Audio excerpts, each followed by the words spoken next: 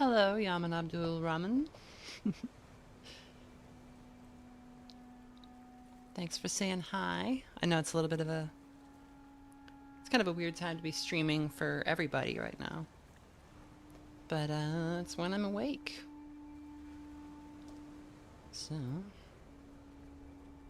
Grub, I have just started streaming. You can't be tired of me streaming already.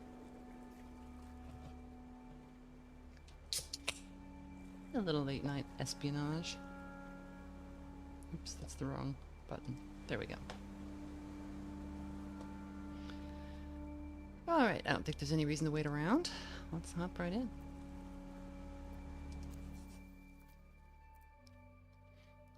Let's see, I believe 2319. Yeah, that's what we want.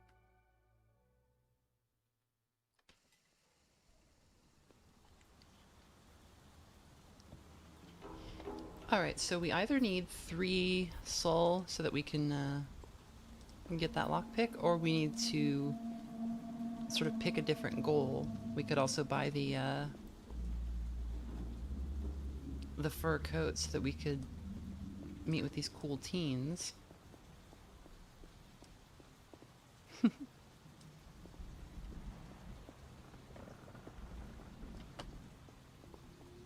Yeah, my voice is still recovering from being sick, but the cough is mostly gone.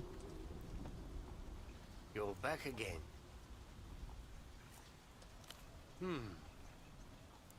I've already warned you about pretending to be a carabinero. So what would you want with a jail? And we're looking for a secret jail where a man is being held that Tempo del Sur, codenamed Taxman, our old friend who was killed, he was trying to get a contact out of a secret jail that is held by like MTER is running, and MTER is the sort of global capitalist consortium. A better question.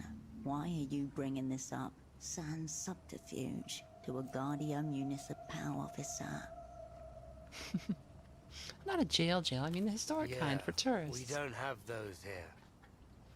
Never understood the concept myself. The GM gives you the most.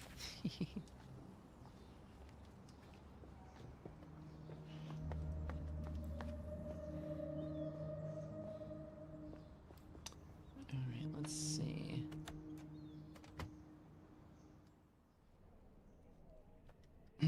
Yep, there's information about the game in the description.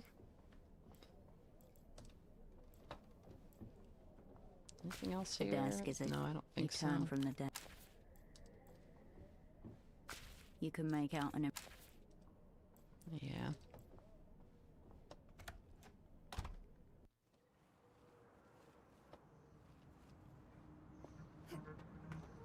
Oops. Oh.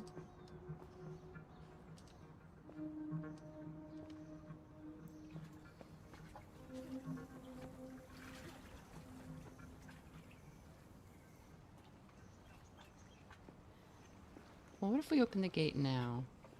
I don't know that there's like a good reason to do it, but we may as well.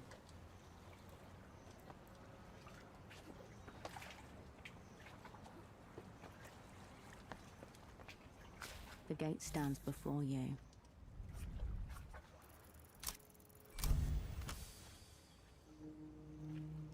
Take the chain between the beak of our tool and crunch it dead.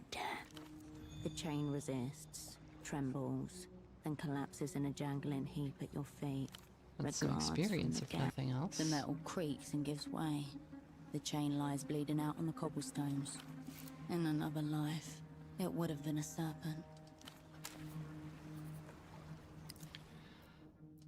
Alright, so in conditioning, we,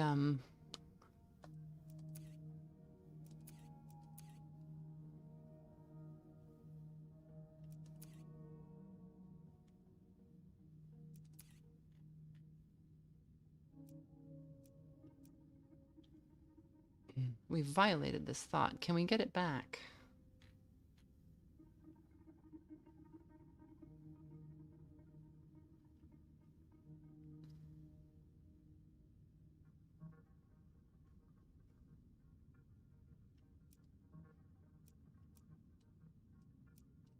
Also, what are our other thoughts? Latest synthetic desires. Years of living in the People's Republics have left you defenseless against the developed world's most semiotically advanced advertisements. This requires further exploration, followed by a ruthless auto-critique. So it gives us a 33% bonus to reducing fatigue when consuming Rumba canned coffee, Hefa red and black blend, or Camisado ultra sweet. But if we purchase bootlegged goods, it will violate the thought. People's Republic of La La Land. In the power rankings of global delusions, communism is near the very top. Nevertheless, you've held fast to the party line, saying exactly what you're supposed to say in precisely the right way. Surely there must be some kind of reward waiting for you. If all our bars filled at once, we would lose 3 skill points at the same time. Yes. So we would have to pick one from each of the things. Actually, our bars are getting kind of high. That's a little worrying. So we have 2 skill points. I'm going to raise, I guess, Poetics. And Doppelgang is low. Do we want to raise something that's low, or do we want to raise something that's high? I guess Records. Because we failed some checks based on those lately. And having more than 1 point in is probably a good idea.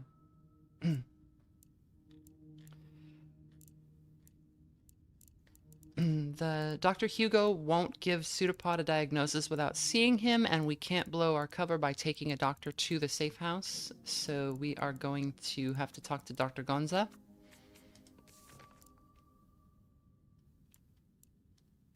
We possess one of the 6 wolves.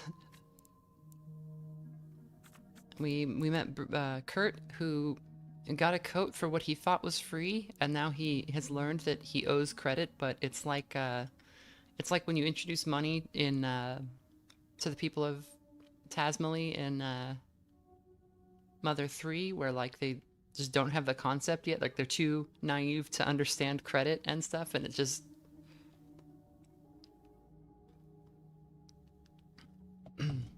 what else is going on? We've got contact the secret prisoner. This is actually the quest where the preview event will end, so I can only stream the game up through the end of this quest. And then I imagine this is like the first act of the game or something. We can find Duchess. She's in the housing campaign. We have a gift to bring her, but there are these 3 people. They seem like they're in a gang or something, and they're blocking the way.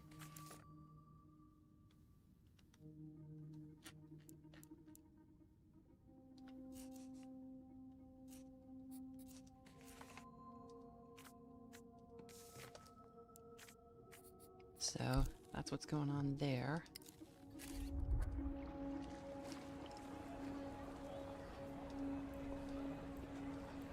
How much is this coat? You return to the rack of clothing. Hangers scrape again. Discount for you, Melina. Brown sweatpants. Vaquero boots. Oh, those are good. Those are really good. Leather trousers. Wow.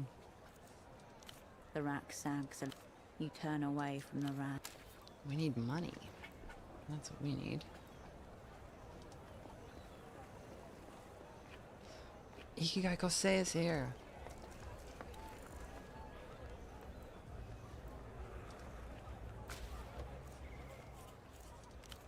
Thanks for stopping by. We can just tell Malin that we said the words. What? That's so dangerous. You could have been killed. Or worse. So Malin, her father, disappeared, and there was some conspiracy she thought related to a payphone that was being monitored by MTER. But we are suspecting that maybe the disappearance, maybe the guy in the secret prison is actually either Malin's father or somebody that he knew. Behind her concern, a note of admiration and a small shred of hope. This might be the only way to get to the bottom of what happened to your father. Maybe you're right. But for the record, I don't expect you to help me like this. And if you want to give up, you can at any time. This is my choice. I want to help you find your father. Thank you. Okay, look, I think I know why you didn't get snatched. Mi viejo mentioned something like that. Gilmar had been snooping around the waterlock to the east of the bazaar when he got snatched. That might be the missing bit. And we were looking around over there, and we found a suspicious building. We were looking around the dumpster, but we failed a check to try to figure out what was going on with the dumpster. Why the eastern waterlock? No idea. I think Dad looked around there himself, but before he could tell me what he found, he was Gone. Thanks for the lead. We might be onto something here. Just don't get hurt. And please, please come back. Thanks for stopping by. Mofo Man says, I just finished Scarlet Hollow. Is there any recommendations to hold me over until episode 6 comes out? Slay the Princess was pretty cool. I'm trying to think of like chat, where we had on story games.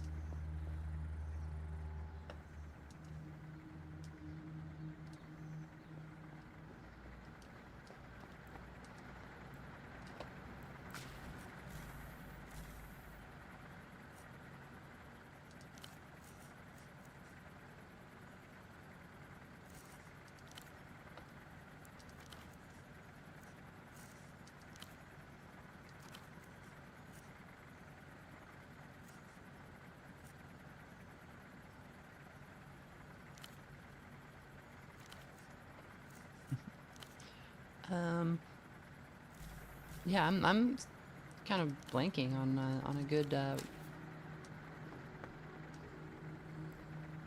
something to tide you over.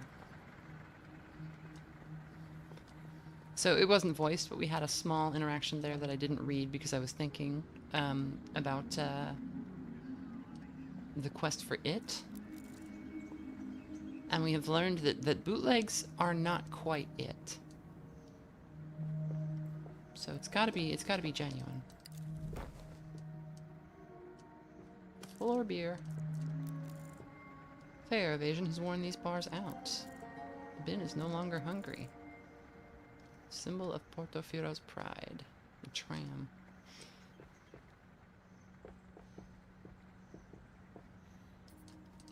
Oh, the guy that was waiting is gone. I wonder where he'll go to.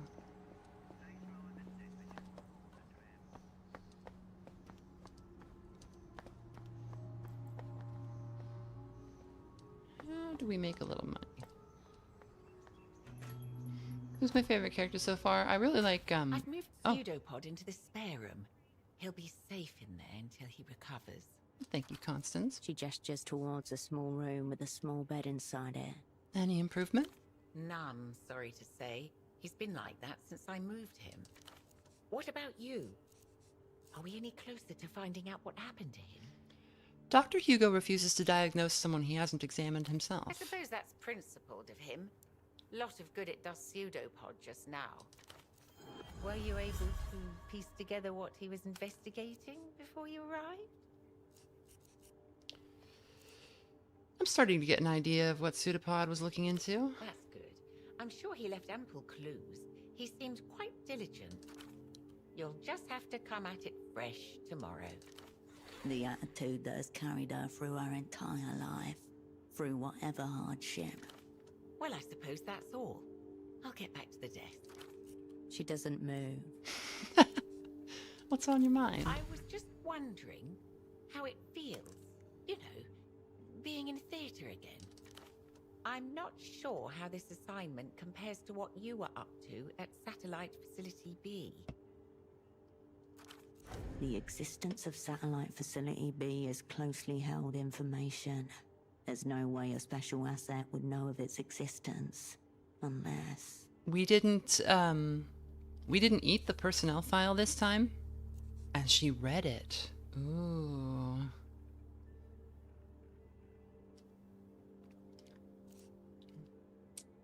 I'm gonna let that slide. I think the fact that we didn't eat it is on us and not her. The freezer's for leftovers. They couldn't keep me in there forever. The freezer, yes. It must be a relief to be out. The facility's nickname is new to her. A delicious tidbit to hide away for later. Maybe by bringing her in a little closer, we're like building a bond here, because she's like a this is like a lady who like reads every Agatha Christie novel and like savors all of the gory details, you know? Just wants to have an exciting life, but doesn't. You picked an interesting time to come back to Portofino. It's not the same city it was 5 years ago. I'm still getting my bearings again. What's changed? For one, we've become a front line in MTER's culture blockade. The powers that be seem to have become more protective of their investment here. Okay, that's new, and that explains why. So what's going on here is like a culture war then, because I was wondering like what. We know that that La Luz is trying to like reclaim its old colonies, but we didn't know what the like why that would be a problem for the global capital, like the globalists, I guess we would call them. And that makes sense that there's like a culture war going on that they don't want to, like that's threatening their bottom line. How does Lusian pop culture threaten MTER's position? I should probably be asking you that question. From where I sit, it seems they're incredibly paranoid about anything that could increase our strange cousin's sway in this part of the world. So Spacefaring Axolotl asked, who is our favorite character so far? I like Hershel a lot. Constance is really funny. I think she's like, we don't have a Kim. People assumed that the teen girl whose name I'm forgetting just now, people assumed that she was going to be our Kim, but it seems like we're not going to have somebody following us around everywhere, at least not for the whole game. So I'm trying to think. I think maybe Petra is pretty good. I like a guy that is just that much of a hater. He says a line that wasn't in the demo that is oh, what did he say? He said like he would tie the, like if he like threatened to like tie some like crates around his feet and throw himself into the bay, and someone pointed out that the crates were styrofoam and he would float, and he's like, yes, I know, I would want it to take as long as possible to draw out the suffering, just because that's how I feel about this place. Pseudopods seem to think they may even have operants working in the city right now. So like a fully committed hater is... Then of course there are the anxieties about Reunion. No one can say whether in 5 years' time we'll still be part of the developed world, or whether we'll have been annexed by techno-fascists.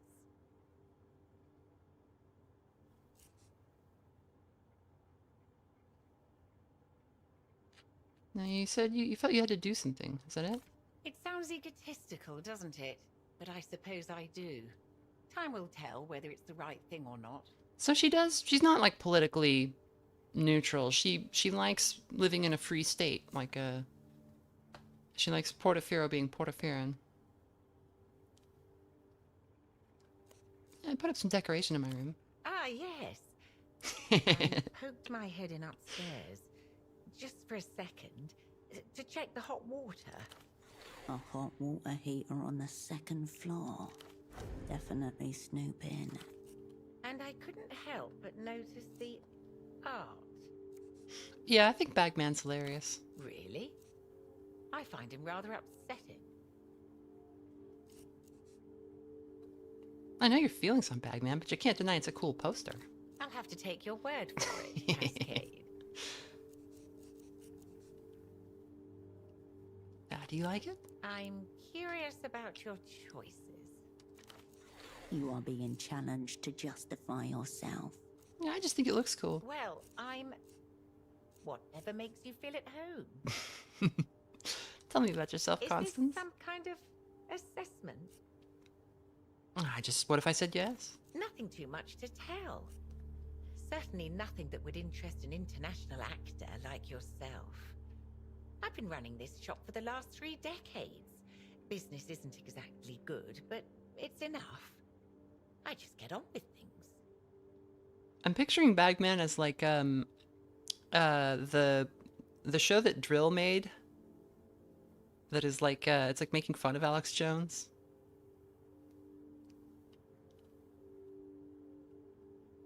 Or maybe like the new Onion InfoWars is pretty good. I don't know if you've seen Tim Heidecker. He's doing like a perfect Alex Jones voice. It's really weird. The only thing he's missing is that he's not like extremely red. How do you feel about La Luz and Réunion? Tragic what the Lusians do to their old colonies, displacing all those poor souls, forcing them to abandon their homes, and that's the lucky ones. Not to mention the Réunions affecting us too. You've got refugees washing up here day and night, speaking in gibberish, making a mess. They don't even try to integrate. Every single one of these responses is very good. Their proletarian siblings come to join the great struggle, photo woman. What's not to like about inexpensive, highly disposable labor? Just stare at her. The ones I met spend their days using a phone sex line, like real Portofirans. That's not what I had in mind. The Lusians have to be stopped. That's my final word on the matter. Now, what's the clientele like? Most people prefer drop-off and pick-up for their film and prints. No one lingers here for very long. How did you join the opera? A fit of boredom, if you can believe it. Well, I thought I'd broaden my horizons, so I signed up for a mailing list, one dedicated to foreign literature. Then one day, this very polite man with a very pleasing accent was on my doorstep. I thought he was going to try to convert me to crystal worship. Instead, he asked if I'd be interested in letting my upstairs room. So that was Pseudopod. Yes, it was.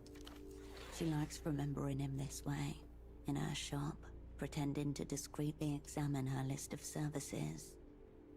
How are you finding the life of special asset, liminal class? I don't presume to know the inner workings of the opera. We saw But I this. have to think I could be better utilized. We saw this conversation in the demo. Of course, I'm happy with the tasks I've been assigned thus far. Keeping a safe house is a major responsibility. But I have other skills, you know. Skills such as? Chemistry, for one. I have an entire photo lab back here with access to all kinds of toxic chemicals and powders. And yet I doubt anyone would suspect a woman like me of, say, poisoning someone. This is a woman who's planned countless perfect murders in her idle hours. If the assignment required it. If I need anyone poisoned, you'll be the first person I come to. I'm not saying I hope it comes to that, just if it does. Ever married? Divorce. Unwelcome terrain. Tread lightly. Any gentlemen callers? No, nothing like that. Can you imagine? At my age. Younger than your mother, but in her mind, she's an old woman. Any children? Wasn't in the cards. No. Are you from Kisak? Born and raised, as were my parents. And just as proud of it as they were. It was a different time back then, of course. How so? Kisak feeds itself, my father used to say. There was a steel foundry just a couple of streets away. As was silk, leather workers, bakeries. People used to make things here. That's literally what I was saying last night, until the developed world came knocking. I'm no regressionist, operant. I know Portofirans made their choices too. As I said, I love Kisak. It just doesn't feel like itself on some days. Of course. Something else on your mind? Go on then. Of course. I'll be here if you We can go see Pseudopod. Maybe there's... This was originally a photo developing lab, but you may twist it to suit your needs. Oh, is it like a workbench? Lenses, camera bodies, flashes, and other discernible parts littering the workbench give off an alien, slightly intimidating aura. Nestled among the camera gear, a black cardboard box with a red band immediately catches your eyes. Sidewinder, 9mm. What have we here? Handgun rounds, more likely than not abandoned by a previous tenant in circumstances similar to your own. Good to know. Unless... useless until you procure the gun.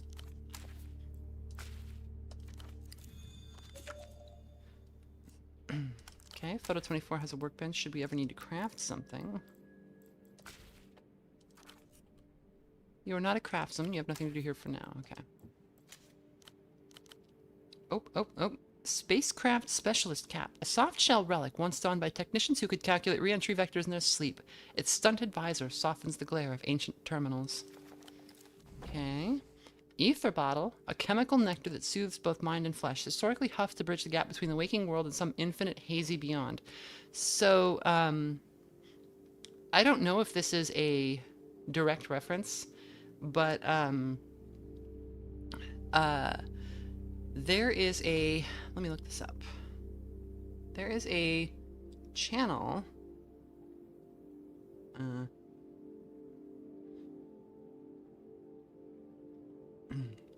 there's a channel on YouTube called Charred Thermos. If you're a Bloodborne fan, they do a really good job of going through the historical basis for Bloodborne. A lot of people don't know this, but Miyazaki went to a college that its like focus was on Western studies.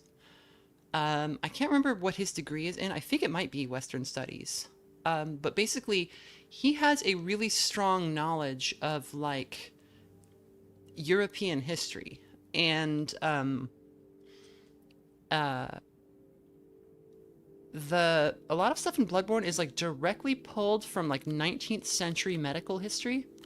And Ether, which you might recognize if you've played or if you've seen Fear and Loathing in Las Vegas, was developed as a like an anesthetic for surgery, because there was a big search to try to find stuff that could make more advanced surgery easier to do.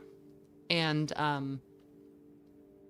Ether became available very cheaply, and it became a huge problem. It was like a massive addiction, swept Europe for like, it was like 10 or 15 years. Just like, it was everywhere. People were getting just ripped on this stuff and ruining their lives. And then it was just kind of gone. It just like kind of fell out of favor. But there's some evidence in the text that maybe the blood in Bloodborne is calling to this idea of like ether and chloroform and these other like anesthetic chemicals that were being developed at the time. It's never off. Pseudopod has already absorbed a lifetime's worth of daytime TV. You approach your double's bedside. His breathing does not change. Yeah, the same thing happened with morphine, for sure. There was also, you know, briefly a very, like, cocaine was being used as a like a psychiatric drug and as like a treatment for, you know, everything from probably like ADHD to like fibromyalgia to depression, and which they didn't understand those things very well back then. So it was overprescribed, and like Sigmund Freud had like a pretty nasty cocaine habit that he had to break himself of. But it was because it was being medically prescribed, because people didn't understand how addiction worked or like what the dangers of these drugs really were.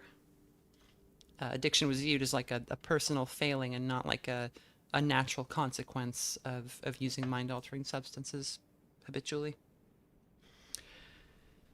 Yeah, I think heroin was developed as a pain supplement because it is many times stronger than morphine. It was developed as a pain reliever, but it's so much more dangerous because it's many times stronger, and it's much more addictive. So they shelved that one. You don't think this is my fault, do you? Cool, just checking. Okay, nothing new to say to Pseudopod. Poor guy.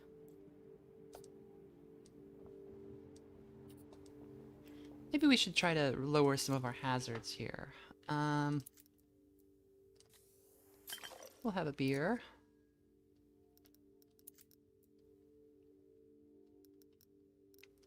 We'll have a smoke.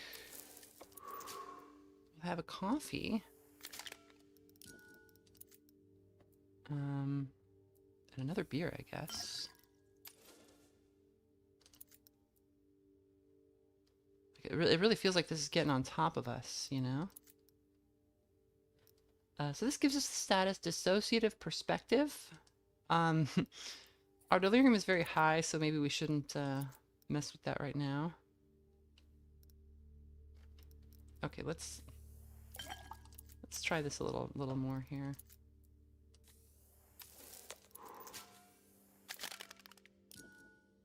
Okay, that was a lot of supplies to burn through, but I think we're doing a little better now.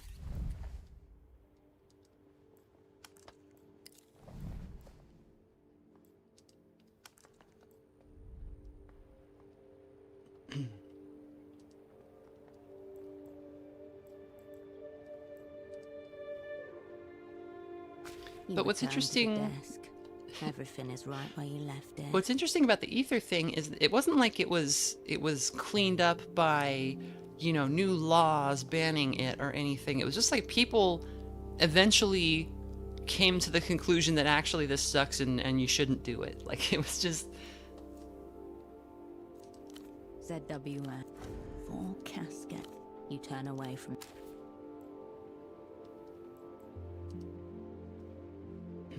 Bagman's pit. The woman and her coffee and watch over you. Mysterious. Knowing. Just a little more experience. More somethingness. Stunning. Part of you left behind, shining bright across the room. Okay. The heifer coffee lady and Bagman make an odd pair. One in repose, the other never at rest. That's good for now. More something. Yeah, so it's like kind of feels like they're going for something about like a culture war here, and not one like where people develop annoying, nonsensical opinions about things that don't concern them, but like you know, you have the Lusians trying to exert soft power through their cultural exports, and kind of running up against like this cultural blockade, and we're sort of an outsider to it.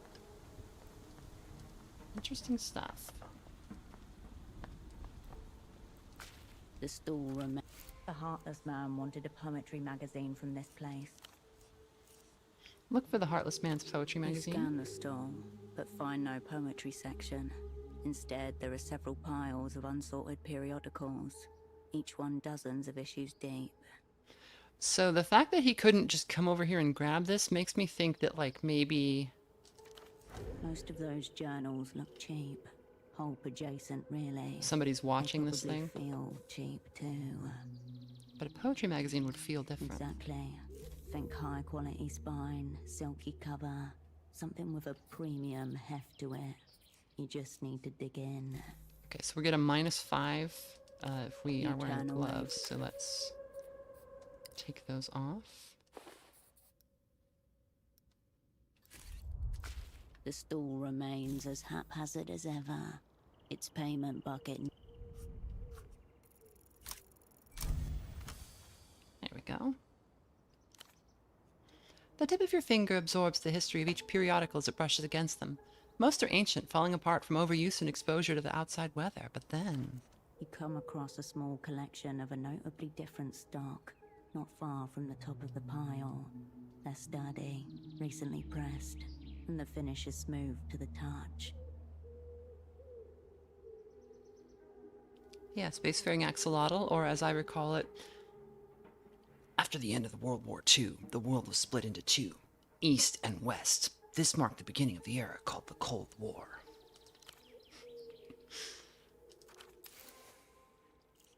All right. Seems expensive. Spring 96, 20 sol. Price me explain why they're practically giving them away here. Okay, so this was... a very overpriced magazine in its day. Your first impression as you look through the magazine is that it's a lot of words and not as many pictures. It appears to be a literary magazine with a focus on poetry.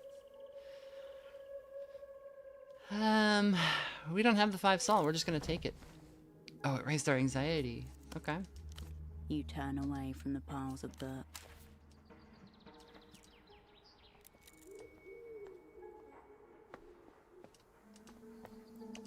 I wonder if he's gonna make fun of us for stealing it. Let's take a look at this book before we hand it over to him. So this is the Nos Correntes Review, which is a poetry magazine that was very overpriced, serious literature by and for people who take them very seriously. The latest issue of a literacy periodical called the Nos Correntes Review. It's weighty, as if promising to be a tome of great import. Los Perros Caballeros. I don't know what caballeros means, but I'm guessing it has to do with racing. These are greyhounds. El arte de autointerrogación. Art of self-interrogation. El singular. Se llama...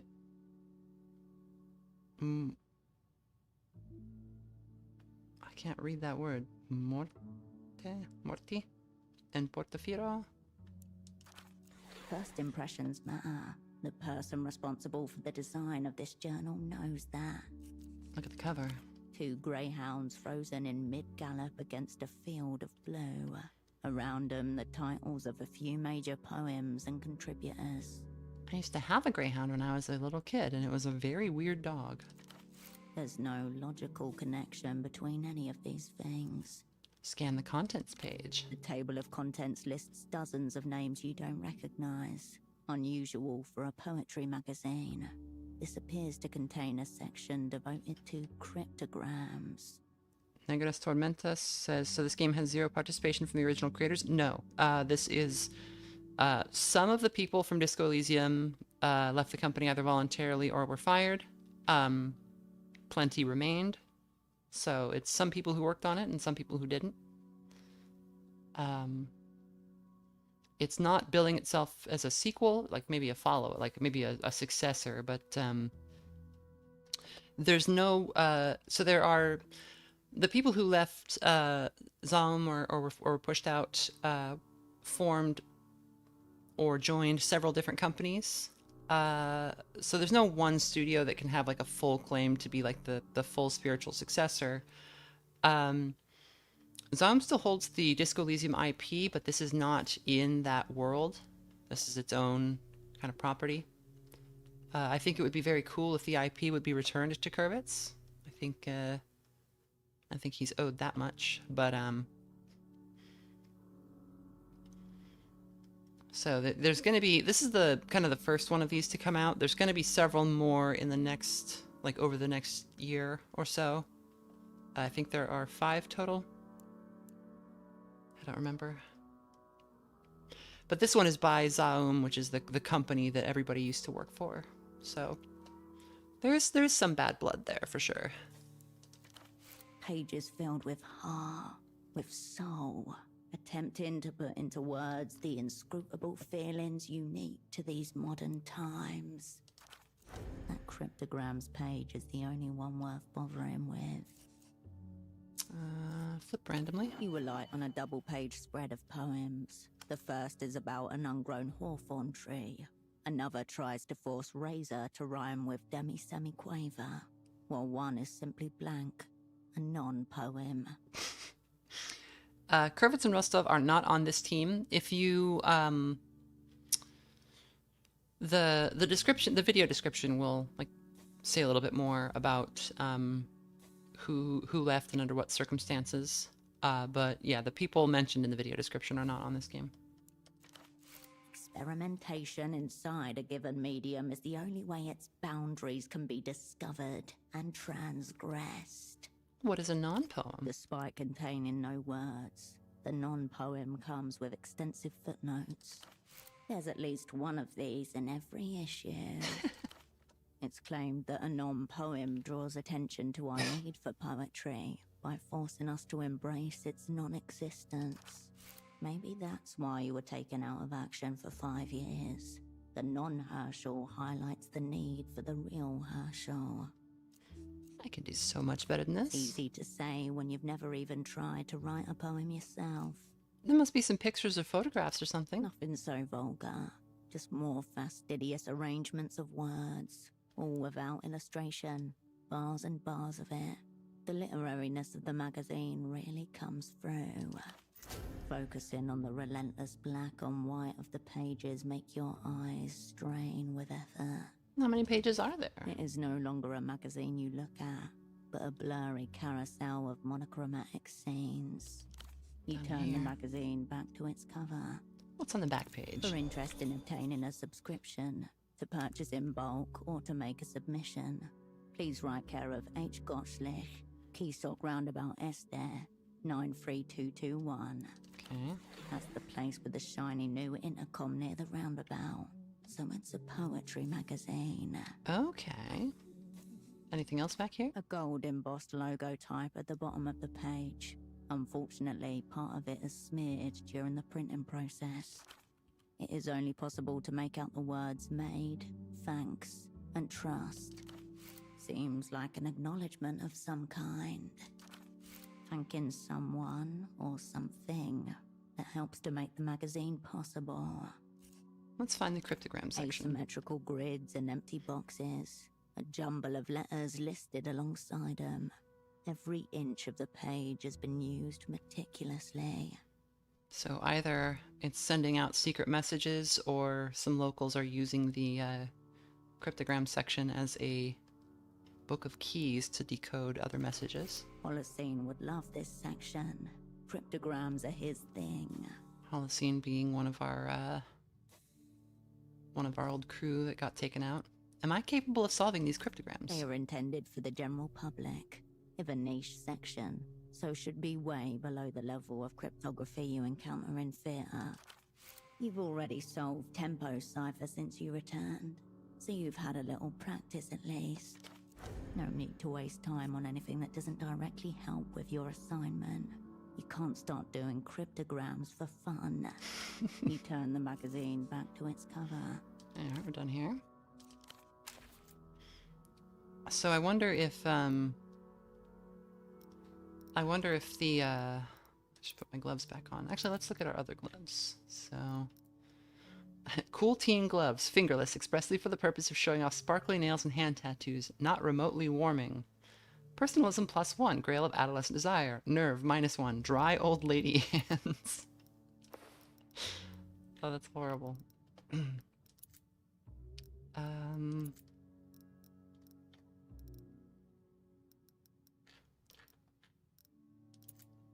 So these were Nerve +2, Personalism -1. Yeah, I like those. That's for this outfit.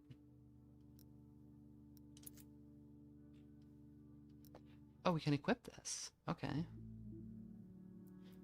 Ooh.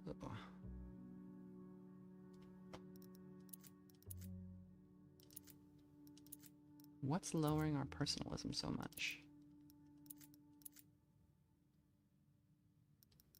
Oh, I see. It's just nothing.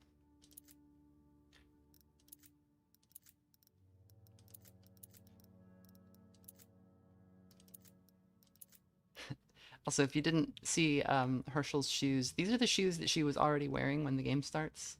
Brown loafers with a unique eyeball-shaped buckle, gifted by an old friend, perhaps meant as a reminder there are eyes everywhere.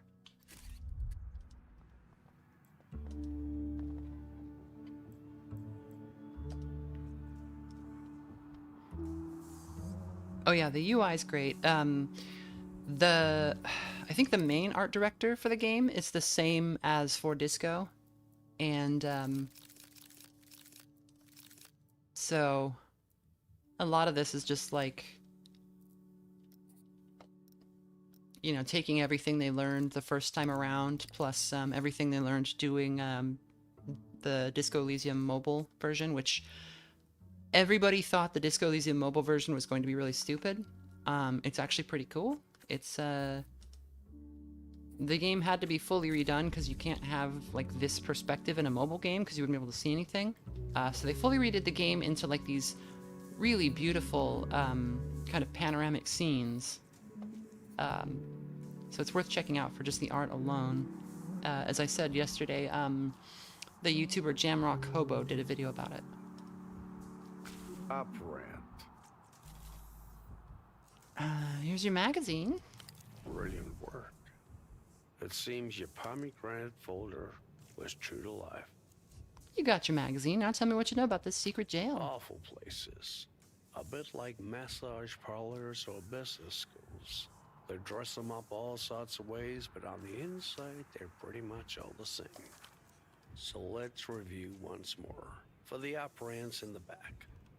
First requirement, a secluded location with easy access. My best guess is the docks, maybe? Desolate enough, though somewhat lacking in suitable structures.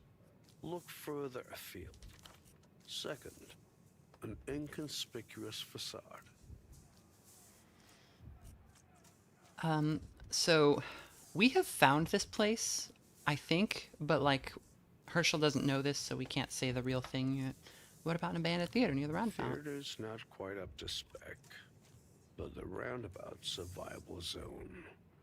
Low traffic, largely disused, easy access by water. Spacefaring Axolotl, the idea of mobile is very funny conceptually, like the art is very nice, but it's a weird choice for a mobile game. It is. I think ultimately what makes it work, like, I think a big problem with mobile games is like the paucity of imagination that people apply to like what a mobile game could be, because nothing about the mobile game format indicates that everything should be a shitty child casino. Like, I'm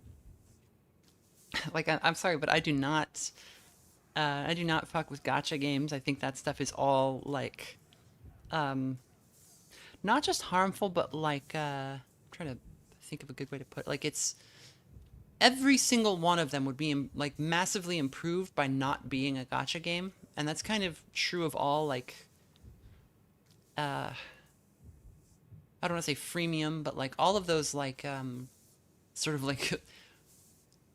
Games that are purely designed to extract wealth from the player. You know, people will be like, oh, what about a Limbus company?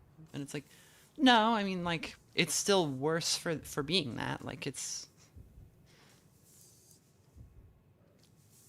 could have been a better game. Lastly, modern security. The Poetry Magazine's offices have a modern intercom system and magnetic locks. Ding ding. Now there's an operant-grade inference. He slides the copy of the North Corentis review back across the table and taps the cover with a fat finger.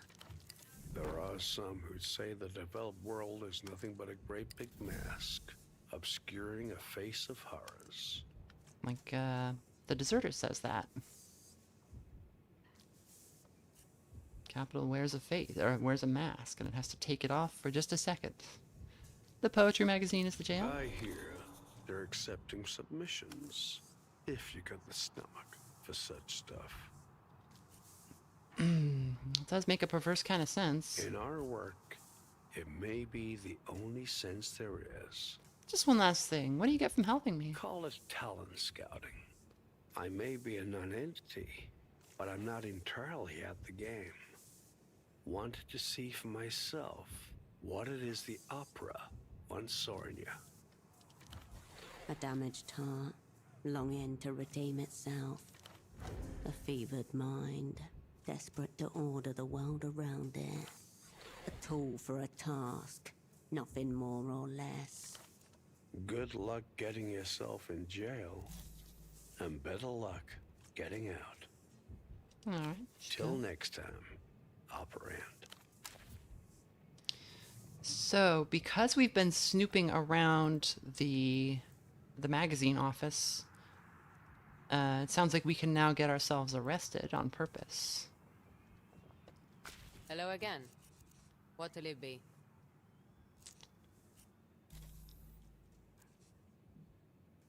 How do you feel about the whole situation with Reluz? You mean reunion, all of that.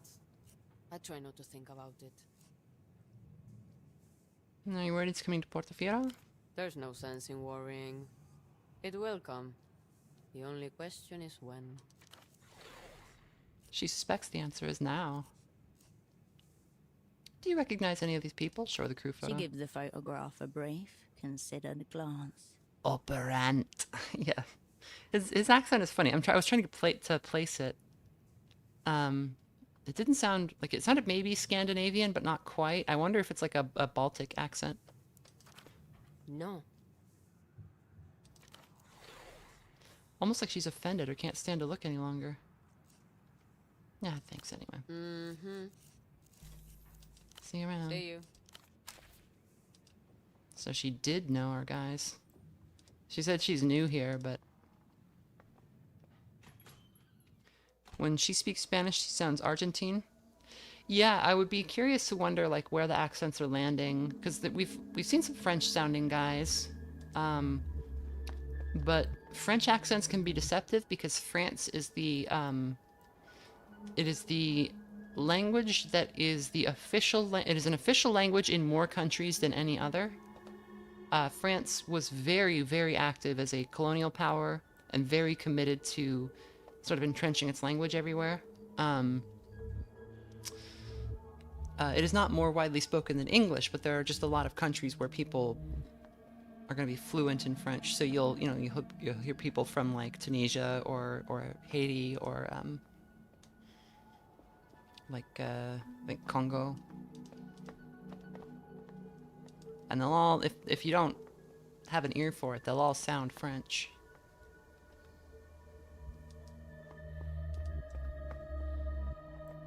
Oh, hey, we got a fella here. Could I ever see beyond her, only to discover more of her? The middle-aged man stares into the sky, left eye loping slightly. His hair and suit are both in moist disarray. A pink tie hangs open around his neck. I actually don't know that much about Spanish, like as it's structured. I mean, I know like that it's very similar to French, and that I grew up in California, so I'm familiar with like Mexican Spanish, which seems like it's very like, when I say simplified, I don't want to mean like dumbed down, but I want to mean like streamlined compared to French. And I think like Spain Spanish has a bit more of that like sort of unnecessary structure to it, like it's more built out in some ways. But I don't know how Argentine Spanish differs, and I know it differs enough that in Cataclysm, if you go to change the language, there's a like a Mexican Spanish translation and a Spain Spanish translation and an Argentine Spanish translation, and I wonder what the Argentine difference is that makes it so strong. The smell of alcohol singes the inside of your nose. You all right there? No. All is lost. Are you looming over me in official capacity? I'm looming, but only a little. A hedged opening position. Exploitable if we found ourselves across the table. But So we heard Idiot Doom Spiral's voice last time, but I think this guy might be more of a the Idiot Doom Spiral type. I have abandoned post. Delegated all responsibility to my junior. It will hobble him, of course. The fate of our kind. I wonder if this guy's M-Tear too. What's your kind? I am Oh shit. Oscar Metamoto, senior negotiator for l'Empire de la Empire Sandu without la M-Tear. I also can't remember what it stands for. A glimpse of steel submerged behind his bloated jowls. The representatives have seen better days. How dare! I have silver-tongued entire countries to financial ruin. Single-handedly collapsed the central...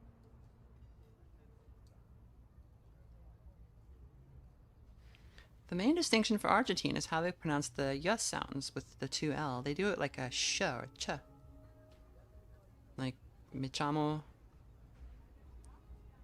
worm girl? Me chamo worm girl.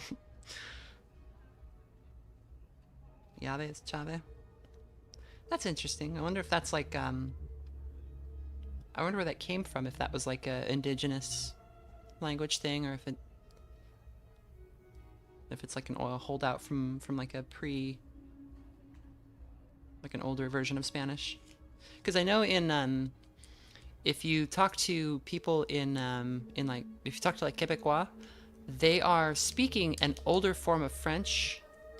They have lost their like French accent. They speak with what sounds to me like an American accent, but they are speaking like an older form of French that holds on to like certain words and grammatical tendencies that are no longer used in European French. I have a really hard time understanding Canadian French.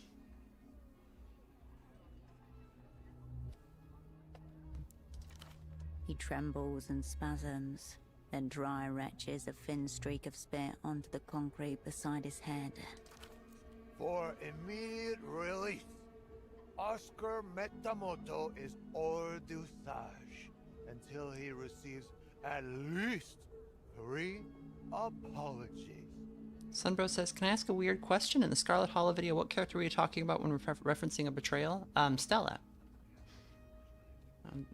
Jam says, oh, that's interesting. I have no way of distinguishing French accents. Yeah, it's, if you listen to them side by side, it's really apparent. Like, Parisians do a lot of the swallowed R, but like, in Canada, they would say like, bonjour. It's very weird. And then, with Haitians, there's like a really quick flow to it. It's like a really quick patter, that kind of is similar to like some of the other, like if you know like the Caribbean Creole accents in English, it sounds kind of similar, like the kind of patois that they speak with, but just, you know, apply it to French. And then like in Louisiana, everything is slurred together. Like, if you see like Louisiana, like if you look at like Zydeco lyrics, they're like full of apostrophes because they're just dropping so many vowels, and just like the words are just all like turning into like mush.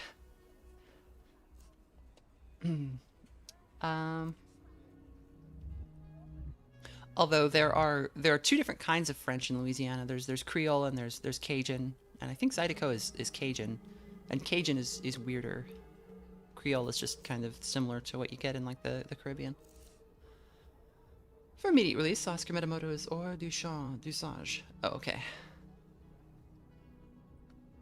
You said you need 3 apologies. What for? 1 from my opposite number, 1 from my superiors for the professional cuckolding, and 1 from my aforementioned junior for making me superfluous. In fact, make that 4 apologies. I also require 1 from Fate. Who are you unafraid to love? Mountainous vision of flesh. A true angel incarnate. Terrifying everything. Sounds more like a demon. A mass of divinity. It's clear you don't understand. She is my friend, the ambassador's wife, Lolita Calista. Who's your opposite number? I wouldn't know, because he has yet to appear. Could be a she.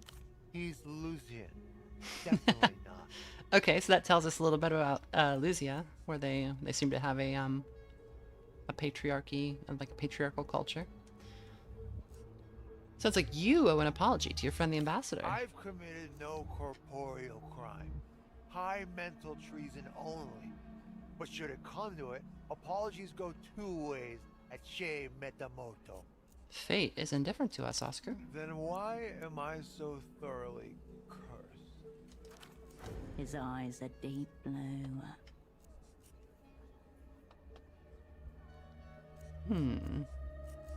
It's a frame of mind. It is an ungloved prostate exam, direct from the manus fati. One starry finger extended, powerless to do anything but brace yourself. Superiors never apologize either, so all in all, not looking great on the apology front. I know how it works. I know how it works. But still, on principle, seems my hors d'usage will be much prolonged. Good luck with the I apologies. will prize them from dead hands if necessary. Who's this junior of yours? Frederick, my stretched agitator.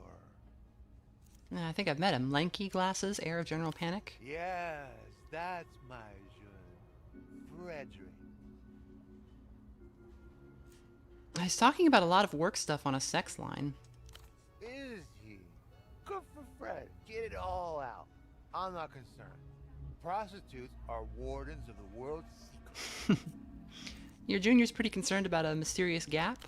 Young Fred's got spreadsheet head. Metamoto's a little more wily. I too run on vibes. Wonderful. And here we are, united. Vibes synchronized. So he's pretty plastered, and we seem sober here, but we drank like 4 beers before we walked over here, so we're not so different, he and I.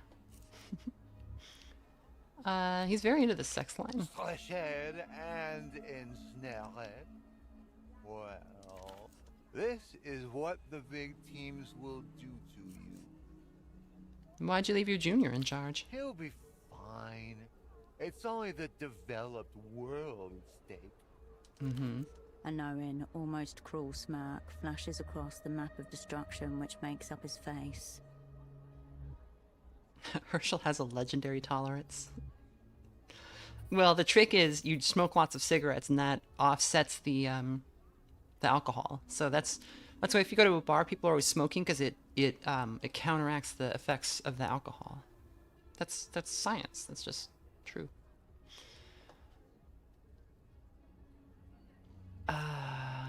The entire developed world? Everything's on the table all the time. That's the fun of playing cards with the bank. Is Frederick your protege? No. He's just very delegable. He's in ribbons, man. Very delegable. His best attribute by my count. I kind of beat him up so I could use the phone. Getting some great people management tips here.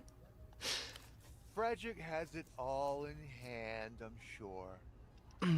Tell me about this Lolita Calista woman. My friend, the ambassador's wife, Lolita Calista. The only woman that will satiate Meramoto now. Somebody said his tie is lunging at us. It does kind of look like that. Radiating with grubby intent. Tell me what she looks like. Paint a picture. Come closer then. Get closer. She is a masterpiece.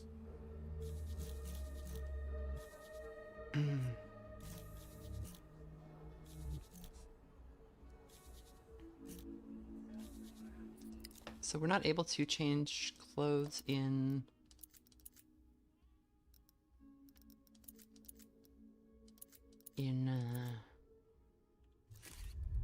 That's poetics.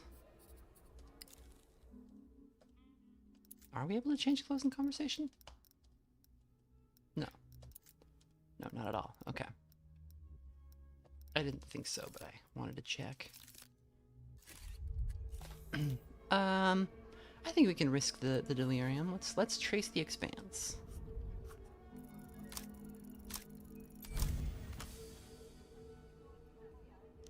Her full figure comes into view.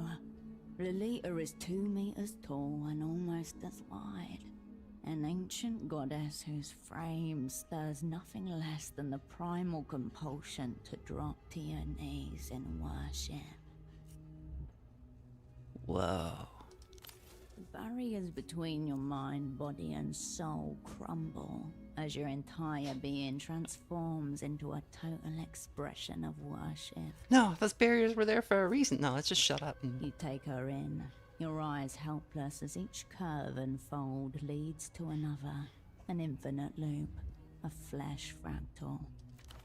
The giantess sees you, peering up over her acres. She knows you are there.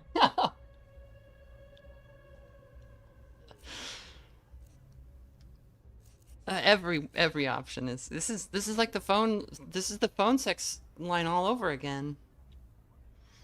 Someone says, how does this hold up so far in, for lack of better term, disco-like sense? This game is very good. It is the type of story it's telling is very different. Hershel is not an alcoholic. She's mentally ill, but kind of has it under control. And she's not like a complete disaster person. The sort of political angle and like what the world is about is a little bit different. But as far as like the quality of the writing and how interesting the story is and the characters, it all holds up. I think it's got the sauce.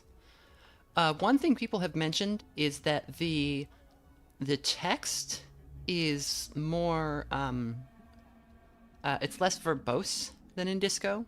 Often in Disco you would get a line that's like, 4 or 5 sentences, and some people have said that like, oh, it's a bad thing, but I saw a reviewer talking about how this is it's like reading a different genre of book. Like if you read a spy novel, it's not going to read the same as a detective novel. But also like Hershel's a different kind of person and doesn't have that like the soul of a poet like Harry does.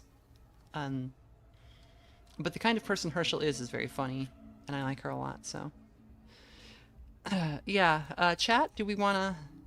We got to go 2, right? I think we have to go 2.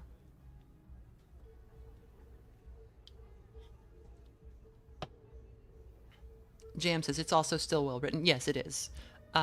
Personally, I tend to, even though I make 6-hour-long video essays, I always say err on the side of writing less. Go for Hemingway, not James Joyce. Yeah.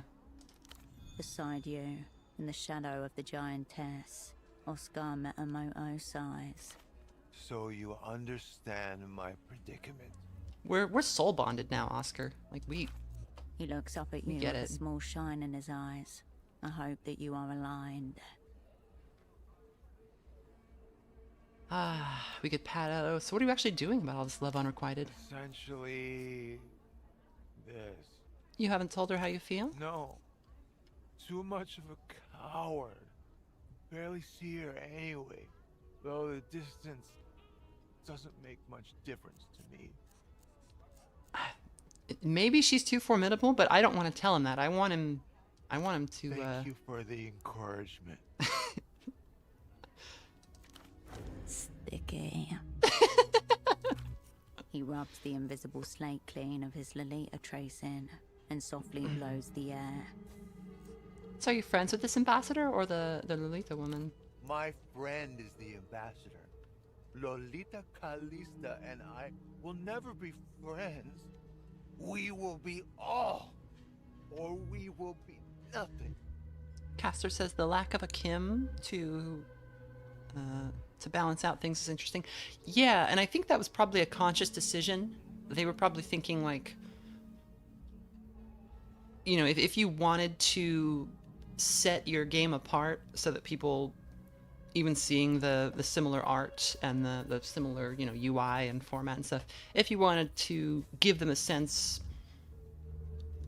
in terms of like how it actually, like the bones of it actually work out, I think not having a Kim was a good call, even though I love Kim. I love her searingly. No other woman will satiate? None. The terms are set. Well,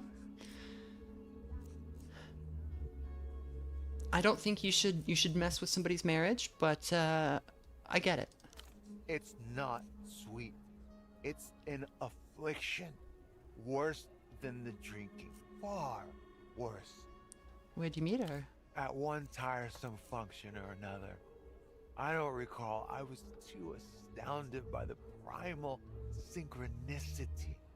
Like the day meeting the night. Ineffable. Ephemeral. Also, if this woman is 2 meters tall, that's like 6'5". That's like the description was like Biscuit Oliva's wife from from Baki. Are these feelings you're having for her requited at all? In the vulgar sense or the spiritual sense? I think we know the vulgar hasn't happened. The spiritual. One would hope she felt the illicit magnetism also.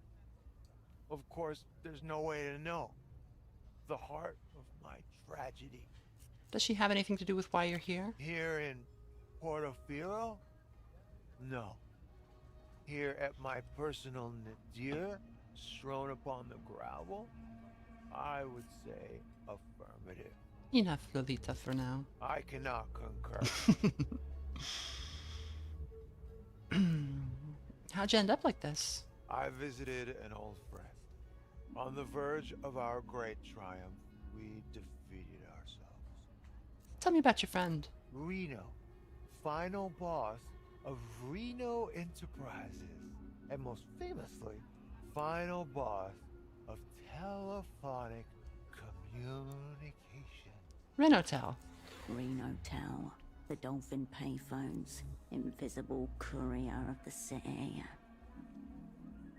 Just you and Reno? You two went hard. We often do at our rare reunions. But no, some others fought alongside us. Intimate circle. I brought Frederick Lejeune along too, which proved to be an error, but also a lesson well learned. I like that, like, we're like now like best friends with Oscar, and we just like yelled at Frederick and like beat him up. Like, what befell Frederick? Train incident. Serious. Not the most auspicious start. Very short on auspices currently. Bereft. And this the worst. Reno's toy train the prized child, joyous trophy. A terrible fate. And where'd this blowout happen? The blood-soaked arena was Reno's apartment. Cozy little penthouse at the tippy-top of the housing campaign. Private elevator, of course. Tunnel to Coliseum. Site of our last stand. You're right. Private property is an extremely bloody affair. And yet, the horde continues to beg. More. Do you two go back a long way? Eons. Drew up his very first contracts when he was getting into private infrastructure. Bulletproof. Looks like a pretty one-sided fight. Total defeat. A routing. I knew it was a mistake accepting the invitation.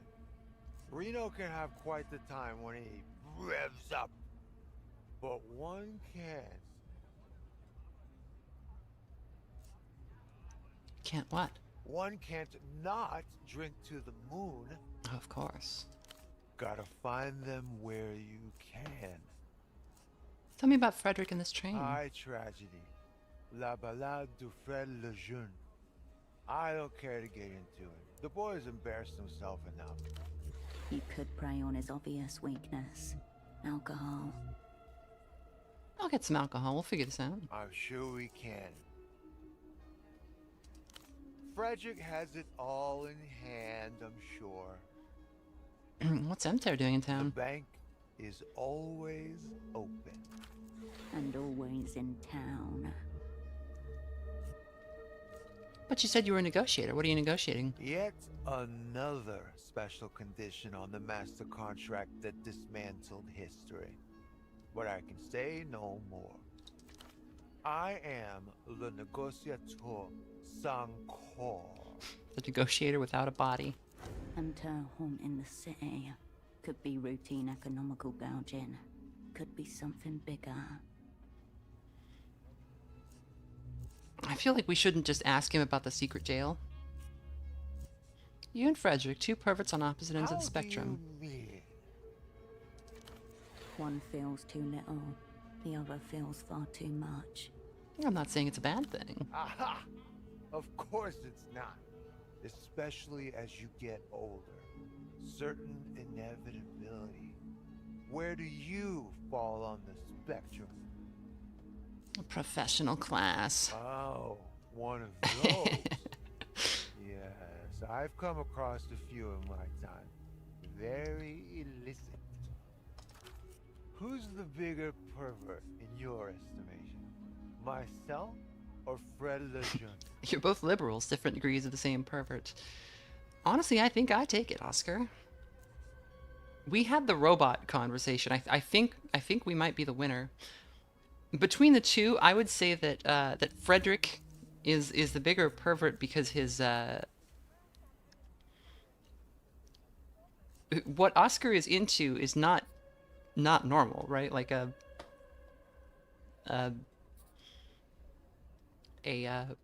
like a healthy big bone lady. There's nothing wrong there. But Frederick is like turning his job into his fetish, which seems bad. But you know, we had the robot thing, so I think I take it, Oscar. Now that is intriguing. If my heart didn't belong to the maiden Calista, intriguing.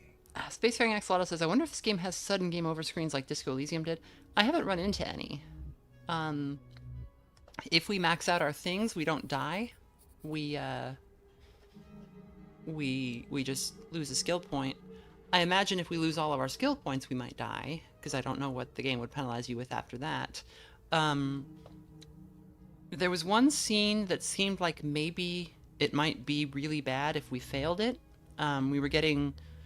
There was a guy who had either a camera or a gun stalking us in the market, and obviously getting photographed in the field would be pretty bad for a spy, so... Yeah, alright, come back later. I usually charge a consulting fee, by the way. For you, I'll waive. What I love here is that it's still not clear what Oscar's job is or like what purpose he serves. I imagine he's like, he seems like a finance guy, right? Like, but what? We spoke with him at such great length about his job, and it's still like not clear what it even is. What is this? Many tears have been spilled here.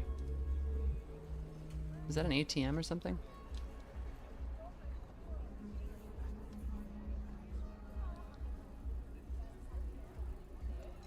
I don't know.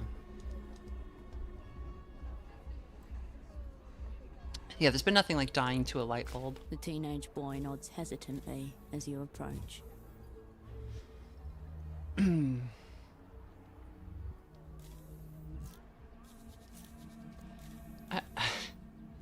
Okay, can we get any cold read bonuses? Maybe that's the way to go.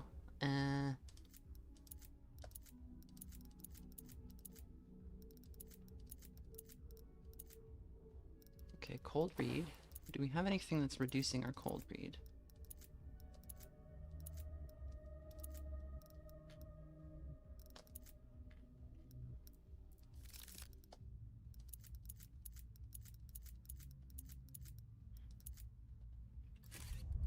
The teenage boy nods hesitantly as you approach. So are we gonna rip his tooth out? I guess we could.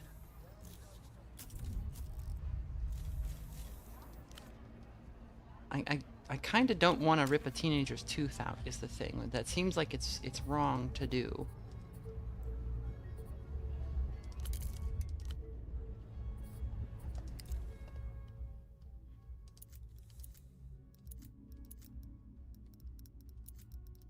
Who's this? This is Rumba. I wonder if this is meant to be like a Boss coffee, because it's got the gold can. There's a little guy on the Boss coffee.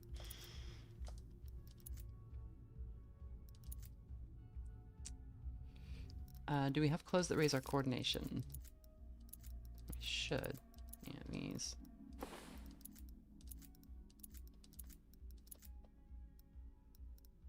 And is anything reducing our coordination?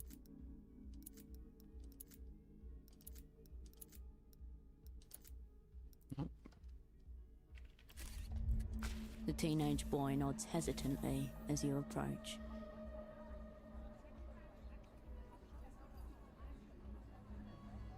Mm, 41%, and we're pretty low on fatigue. We'll come back to that.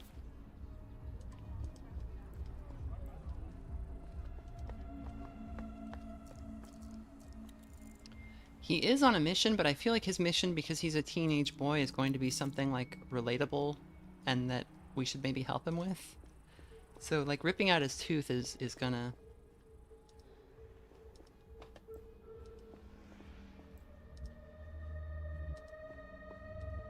And I don't know that an in absentia diagnosis is going to be much help to Pseudopod.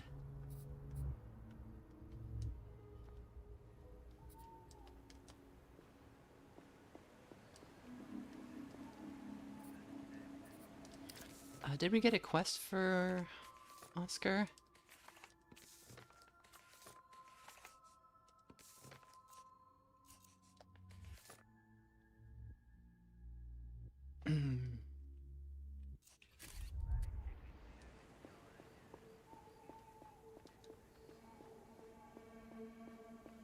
We didn't.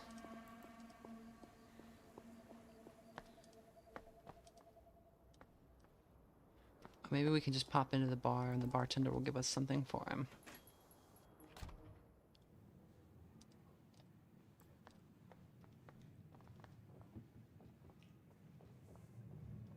Hello again. What'll it be? No, that won't work. See you.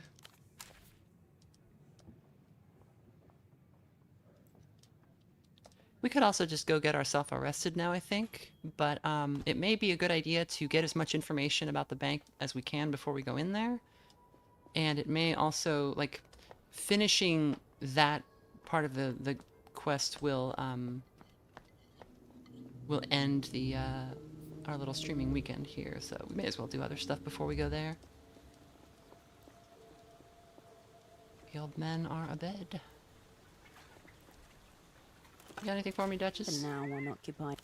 Hello there. Oh, we didn't do this. Okay. I'm a bad person. A really bad person. I want to confess. Tell me all about it. Tell me how bad you've been. I disobeyed my boss. I don't think that's all bad. Unless you want it to be. In which case, baby, you're a sinner. There was this fire exit, clearly marked. I left it open. I didn't realize I was talking to a real rule breaker. That's enough Whatever confession. you say, baby.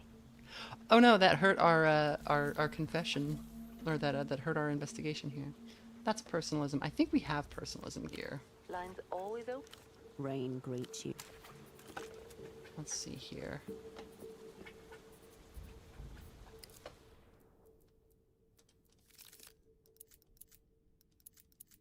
I think we're actually wearing our best personalism gear. No, we got the gloves. We got, is anything reducing our personalism? No, it's up at 6. The now unoccupied payphone. Hello there. Let's give it a go. Hey, we got it. She's too good at her job. We need something like a universal safe word to bring her into the here and now. So this, was he suicidal is I think the universal safe word. Suicidal? A long silence between you. You're scaring me. Did something actually happen? You may be the last person he spoke to. Did you do it? Did you tell him he had a weird dick? Oh, this isn't a fetish, right? I'm sorry. A stock enforcer. Yes, he did call. He told me his work partner let him down. The words slip in like broken glass under a fingernail. But we never even met. So you're the partner? He seemed hurt, but he didn't sound suicidal. I wouldn't have missed that. Not a chance. Just believe me. I would know. She exhales and the line crackles. She will think about pseudopod for the rest of the night. Did the sock importer mention a red disc? No, maybe. He mentioned music. He said he was excited to go home and listen to music. He said he was learning about culture. Learning what about culture? Your guess is as good as mine, baby. Did he say where he got it? Just from someone who knew all about culture. He said it was going to change his life. Thanks. Line's always open. I'll miss you. You step away from the phone into the dark. Okay, who knows all about culture?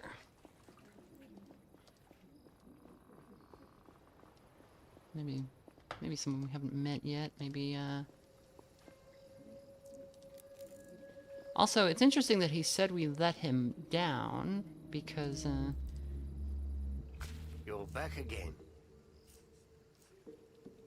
You know there's a creep up on the tram pylon? Not this again.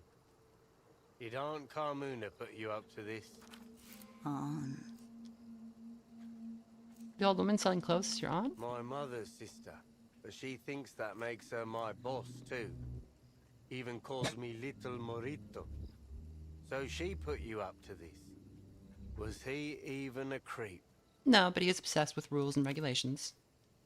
So she sent you up there to bother a perfectly decent man. Great. What do you think's going on with your aunt? She's been a worrier for as long as I've known her. Always some catastrophe or other looming. But it's not just that. Carmuna and most of the older folks, they can't accept that things overall are all right. Some people struggle with that. What things exactly? Look around. What do you make of the bazaar? Seems alright. Exactly. He nods appreciatively. Nothing wrong with that, is there?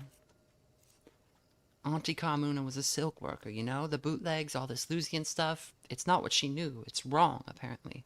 I think she obsesses over every little thing to show people how wrong it is. Well, let her be a little crazy. That's all she has left. Something like that. In her view, if we all agree it's shit enough, we can tear it down, bring back the artisans and factories and schnapps stands. He scoffs. We should tear it down, start over. Silk ran out decades ago. The last silk factory closed in '88, and tourists don't care about schnapps. Don't get me wrong, this isn't the bazaar that Morito wants either. He looks out over the stall. But it's better than a graveyard. Well... The GM gives you the most cursory of nods. Oh, it did turn to Little Morito. That's cute.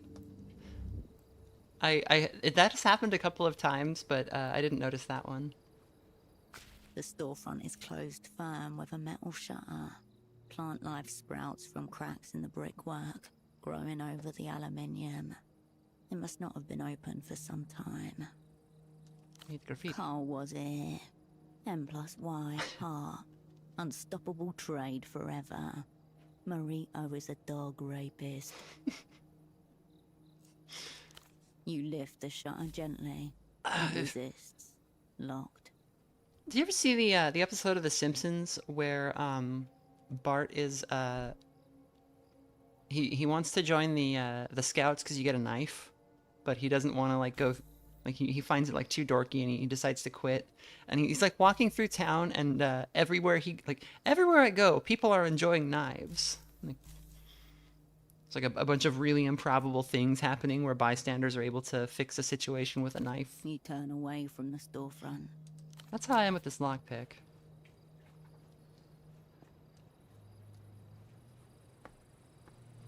Hey Boatman, can I have three soul? The smuggler inclines his head in silent recognition. I assume you've heard about the party vendor's missing father. Malin's dad, sure, he frowns. Sad business. I hardly know the girl, but her father used to loiter around here. Never talked to him. The old man used to... Oh, that actually happened to Boatman, too. So, somebody said go talk to the boatman, and we did, and he was boatman, and then we said at one point, "What's your name?" And he goes, "Boatman." And then we said, "No, that's your job. What's your first name?" And he goes, "Boat." And then we stared at him and said, "What's your last name?" And he said, "Man." And then we just accepted that and moved on, and now he's Boatman. You ever hear rumors of a jail in the area? Can't say I have. He glances to the east briefly. If he knows something, it'll require finessing. We get modifier. We get a bonus for wearing sunglasses to see the dockside as he does.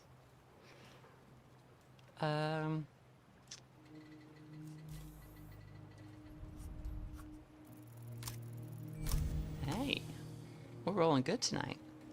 You squint.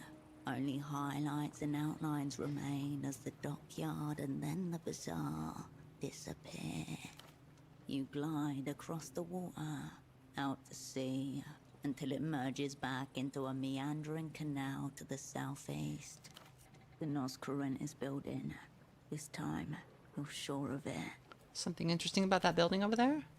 Maybe. Didn't know that it's not a jail. Didn't know that it's a jail though. I was told not to interfere with whatever business happens there a while back. Did they intimidate you? There was a certain emphasis to the point being made. That was a few weeks back. I'd parked the barge near the canal. Dolphins come out at dusk. Despicable creatures, the smoothness of them. Sounds nice, go on. A couple men came out, told me the area was off limits due to renovations. They didn't seem the type to averse to violence, had I stuck around. Any chance they were Azuris? The seats are too nice for that, and it sounded territorial to me. I figured it's about the building itself. It being a jail hadn't crossed my mind until you asked. It felt wrong enough. Okay. We can go mess with the intercom again. I got into Tempo's office. I saw a nice kick.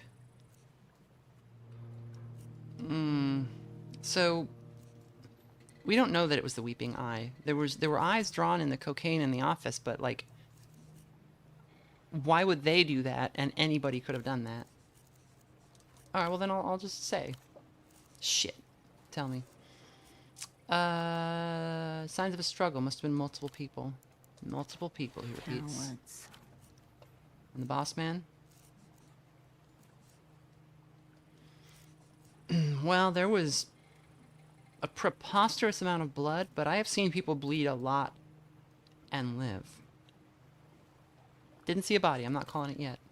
There won't be one. Ah, fuck me. Tempo, our leader, is dead. You see him, boots braced on a trembling deck. His vessel noses out past the breakwater into the Noscarentis Sea. Behind, Portofino dissolves into a golden blur beneath a pale sky. You know why they went after him? I think it's something to do with me. My guess too. I don't blame you. Tempo was very capable of fucking himself over, though I don't blame you. Tempo was very capable of fucking himself over all on his own. These people should know. I'll make arrangements. Tell him to not go into that office himself. He shouldn't see. Found a name in Tempo. Someone will need to take care of the mess in there. It's planning to handle it myself. Post-mortem loyalties. Sign of a well-cultivated asset. No. Get someone from the outside. Someone removed and quiet. You serious? Do not, under any circumstances, walk into that office. Alright, he nods to himself. I can find someone. He doesn't have to like it, but his nights will be kinder for it. What else? Found a name in Tempo's ledger. Who's Ignatz? An errand boy for the Weeping Eye. Ignatz worked here for a spell until he was spotted taking bribes from outsiders. In exchange for keeping tabs on Tempo, the logic holds. So you gave him the boot. Good riddance to him in that hideous trench coat. So there's confirmation that that's who that was. And the same man who told you around the bazaar. Meaning the Weeping Eye wasn't just after Tempo, they're after you too. Ignatz, the man you first saw at Photo 24. There's no way that fool works for La Luz. Fools have their uses. What have he got to pseudopod? Ignatz was lurking around Photo 24 after all. I suspect our true enemy has yet to reveal themselves. A possibility. But consider that the truth of things is, at times, terribly simple. What's the plan then?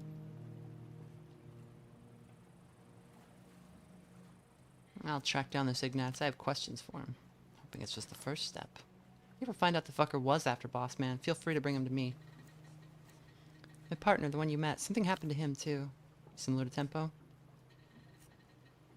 He's alive but incapacitated. So Tempo first, then the man who came to meet him in your stead. I see a connection.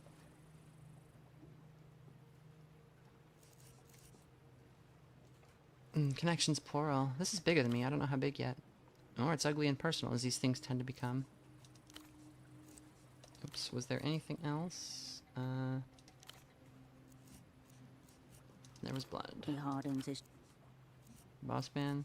Okay. Probably shouldn't be able to loop back into this conversation, but that's fine. Gave him a fight. Good. You see him.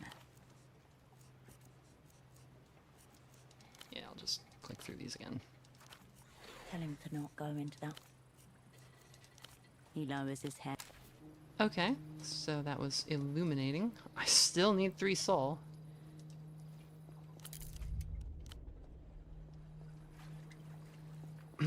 We need, like, Harry's advanced, like, hobo cop maneuvers. Refreshments are lined up like the refreshment. We don't know how to recycle. We don't know,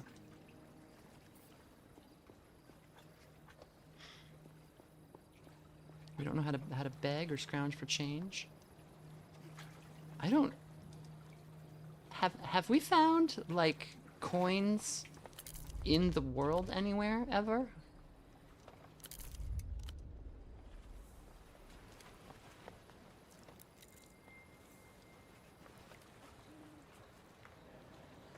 Good thing you're not wearing anything too attention-grabbing. Very subtle for a very subtle spy. Well, so... anybody who saw this lady would be like, there's no way she's a spy. Like, why would a spy wear that outfit, right? Like...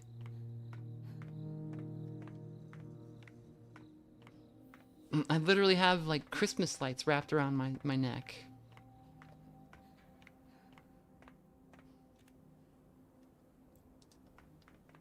Welcome back. Quite the commotion down there. Please, have a seat. I'm a structural human existence. Behind the abstractions, an unopened envelope rests on a countertop. The words, final note. I've never lived anywhere else, so I can't say. I suppose there's the superblock, but they sign letter Wilker as well. He glances down. There's entropy in all systems. Okay, nothing new here yet.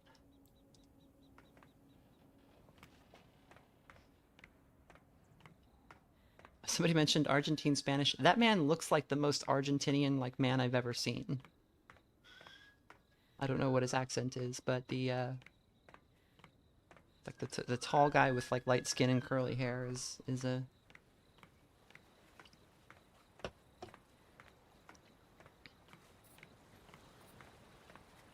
Metal Gear ladder. What a thrill. Darkness and silence through the night. What a thrill.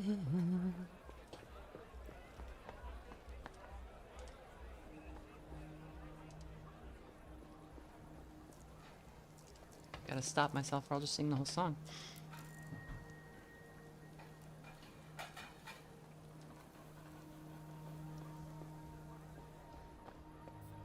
I'm searching and I'm melting to you. What I fear in my heart. Crap, battle. Oh, Colonel. I think I could rip a tank in half.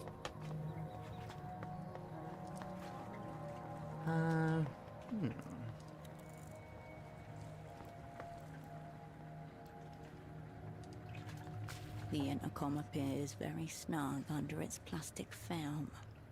Peel off the plastic It curls film. under the edge of your fingernail and slides off in a single, unbroken piece. Status gained freshly peeled plastic. Let's check that out.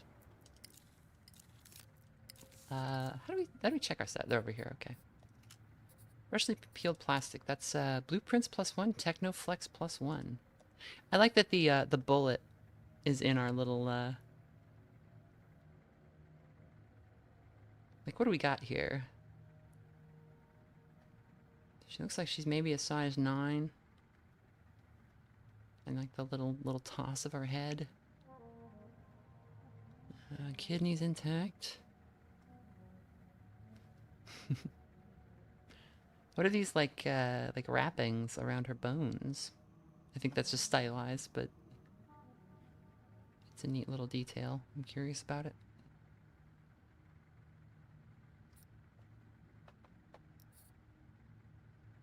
Her signature looks kind of like mine.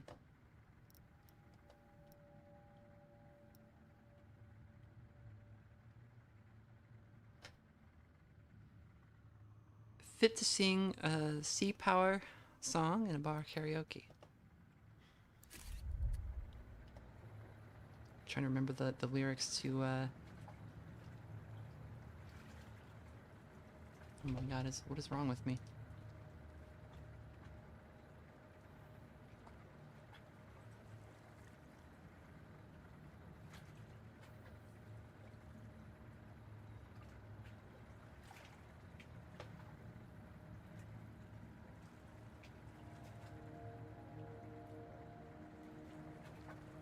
I would often go there, to the tiny church there. The smallest church in Sansan, though it once was larger. You can see your reflection, flipped in the unblemished metal. Consider your upside down self. There's a compulsion to check your reflection every time you pass a mirrored surface. Flick your hair. Like a hallway mirror glance on the way to a date. You do the same before you call Melita, even though you know she'll never see you. She will if I get in here. Nothing happened. Try again during business hours. Fuck. The revealed intercom clings. Okay.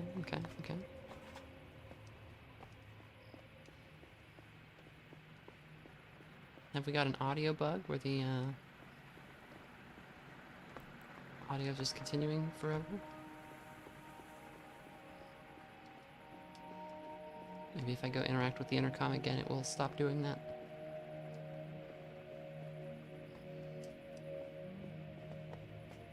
I had a very funny bug. So when I was a kid, the intercom glints. Nothing happened. Try again during business hours. The revealed in. Okay, that didn't work, and it may be playing twice now. Oh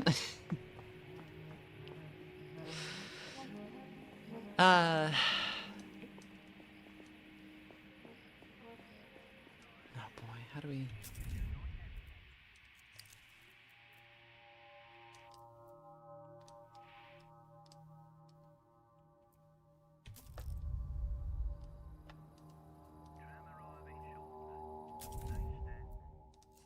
Okay, I'm gonna restart the game because that's bad.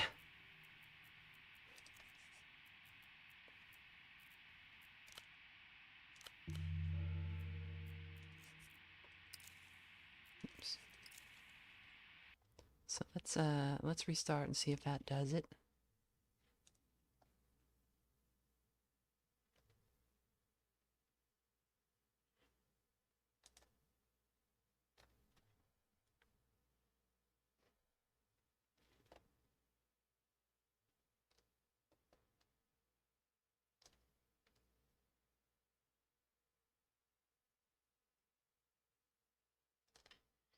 So the loading screen, I guess you can't see it. Let me disable this.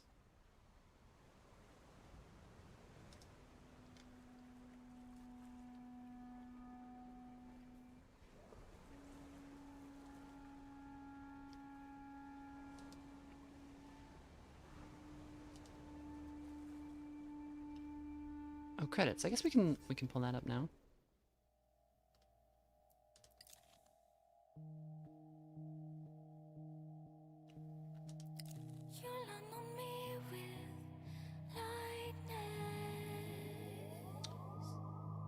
I will need to scrub through this later. And, yeah,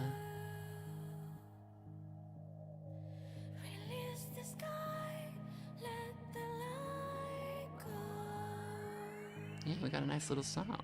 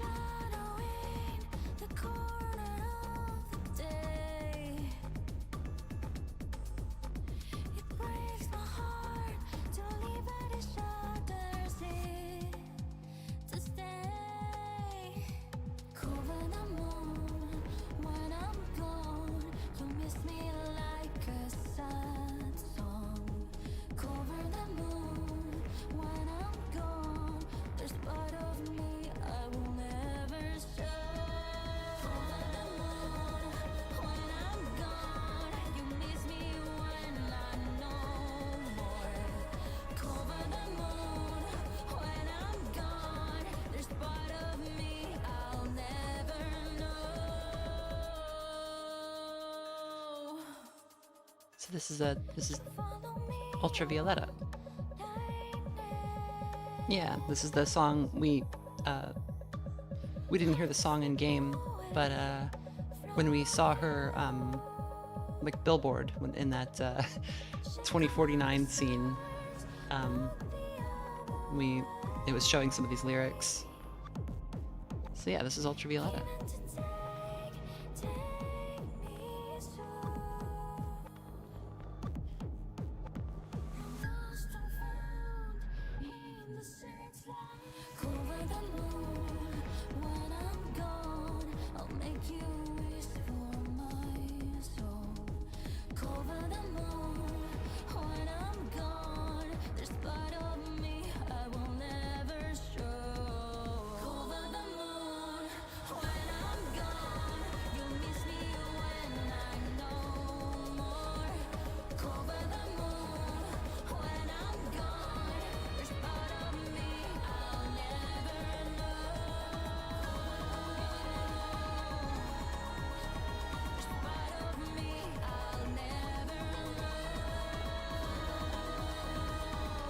I think Zom Atelier. I don't know actually. I would have to check. That was their like their merch thing, right?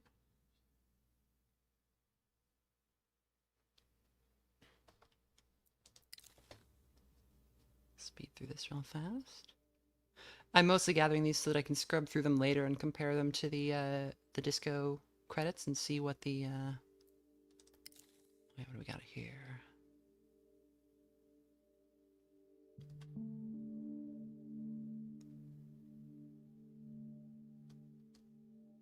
Ella Norte is the singer on that.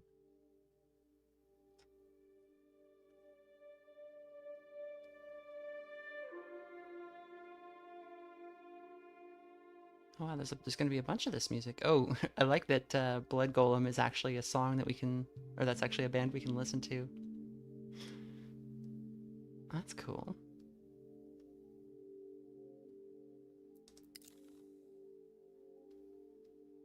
Yeah, they were making like, they made Kim's jacket, which if you look at the description for Kim's jacket, it mentions a couple of skills that Kim has that Harry does not have.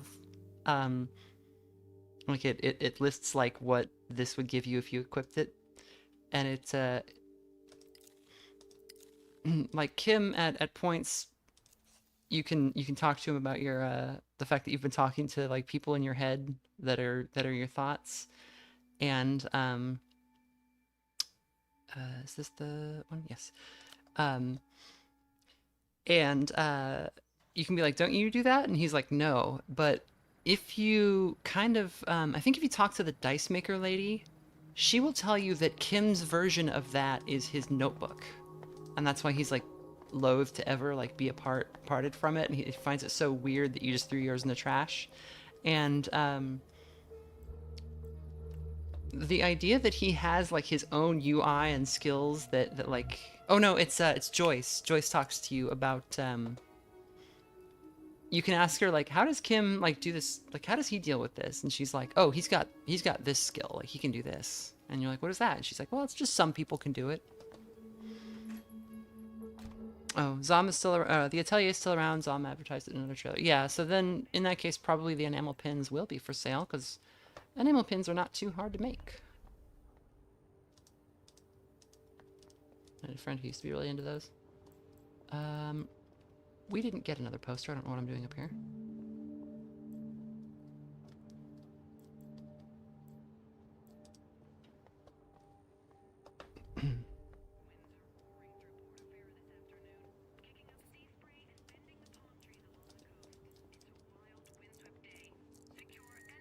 Give me money, woman.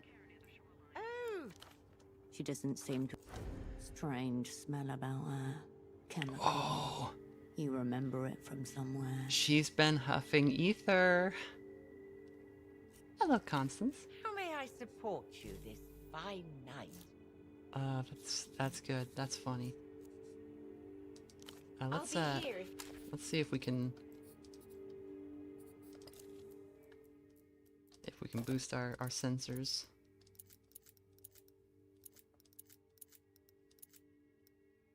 Yeah, okay, here we go.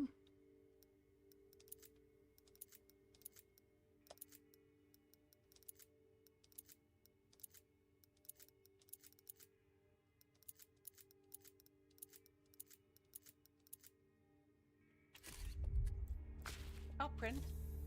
What's that smell? Oh, come on. There's something familiar. Do you smell that? I don't smell anything. I'll print. Probably nothing then.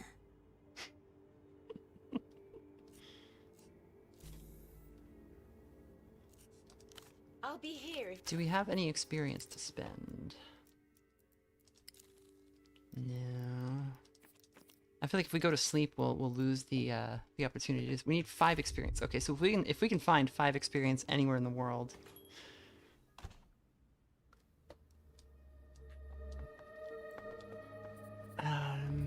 It's almost midnight. I bet those teens are gone. Well, let's go see.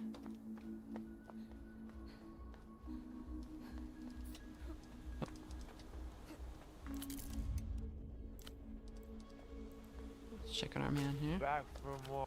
He offers you a grin. He doesn't seem to have a firm hold on. Let's just ask him. I believe the correct term is unlicensed detention facility. Okay. Heard anything about one of those? Mostly urban myth. Overawed folklore. Either way, not my department. But a department nonetheless. Further proof that Enter are pulling the piano wire. See you, Oscar. Goodbye.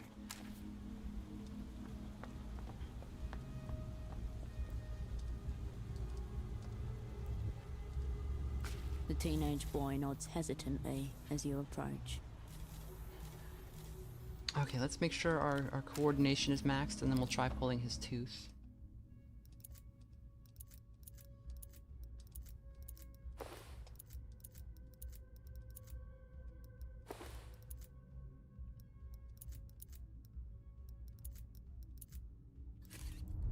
The teenage boy nods hesitantly. Here we go.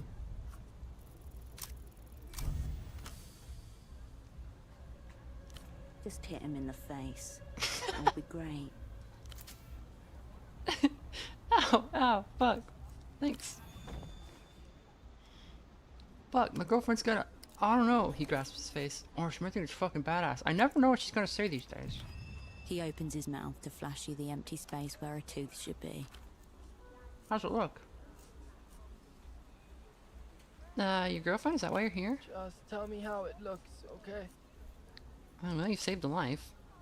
I think you look handsome. Rugged. Yeah, girls always like the players with the broken noses and stuff. Minus when you have his tooth. He takes his hand from his mouth to wave at you. Blood drips from his fingers. Okay, did that give us a skill point? Yes, okay, let's, ooh, what do we want here? Maybe cold read. Maybe it's time for some cold read.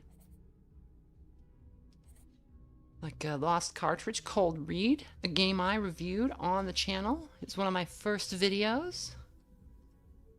It's a good game. It's by the creator of Lily's Well, which is a really good game.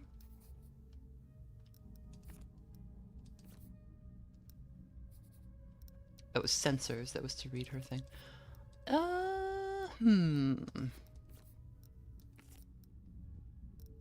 We could boost our statehood. That's something we've been lacking. I don't really like statehood though. It's kind of boring. You know?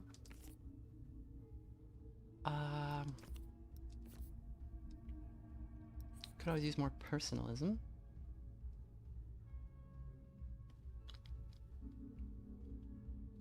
Kuno would have never lost a tooth in front of Kuno S. Kuno's got mad choppers chopping up chopped to fuck.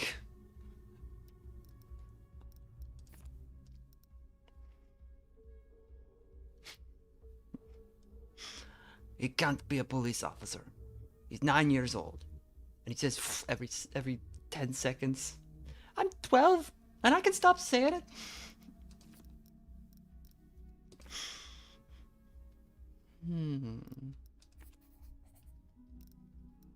Let's do poetics. Why not? Technoflex. Yeah, Technoflex. Then we can check out the TV in the bar. Kuno impressions were easier to do before the final cut because he Fox Kuno cat had the really like high-pitched voice.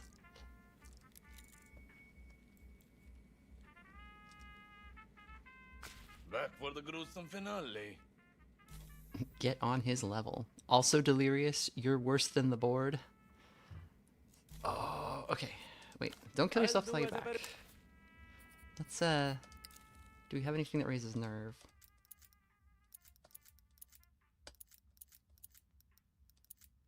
Yeah.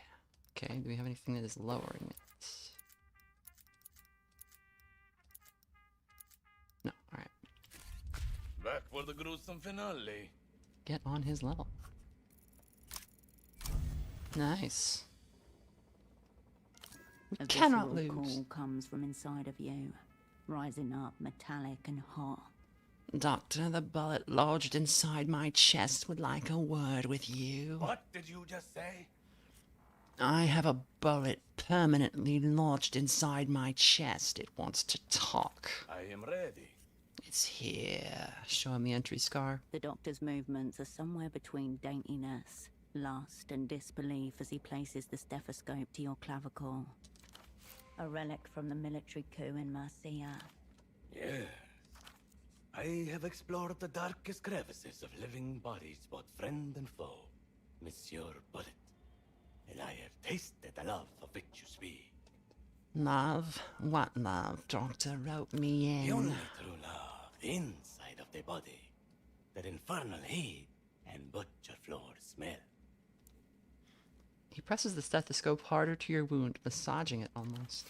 Communication has been established between the doctor and something within you, real or imagined, and there is nothing you can do about it. The doctor draws a deep, shuddering inhalation. Well, at the least we know you're not medical board scum. I'm feeling weirdly jealous and a little violated. I understand. There is no intimacy like the intimacy of wound and doctor. It spoke highly of you, though. Not the drop of narc blood inside. Oh, we got a new thought. Let's check that out. Landau, Summer 81. The music follows you into an ambulance. A bullet thuds in your chest as arteries whistle along. One more dance. What happened here? Okay, so can we... How do we...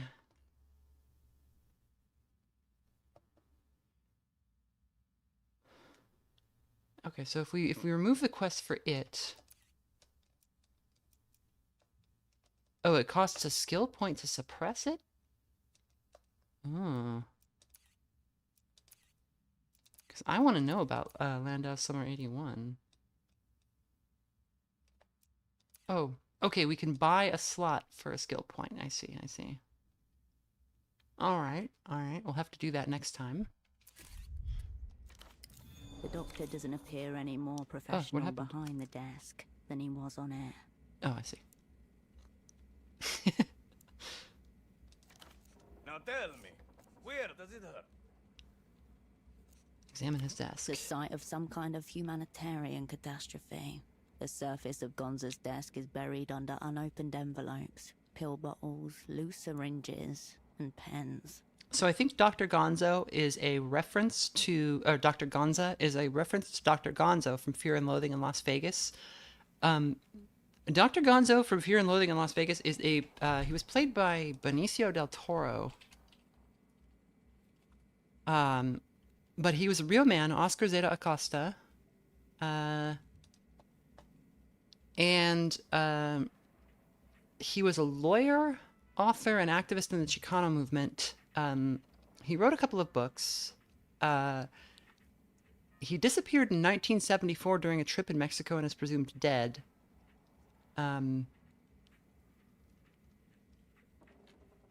He's a very interesting guy. He's from Texas. And he I was only 39. His disappearance is very strange.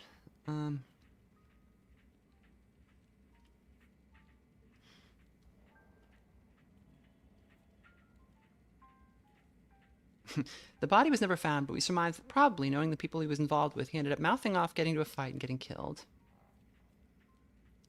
Yeah, his life is, like, not much is known about him in a weird way, and also his disappearance is very strange.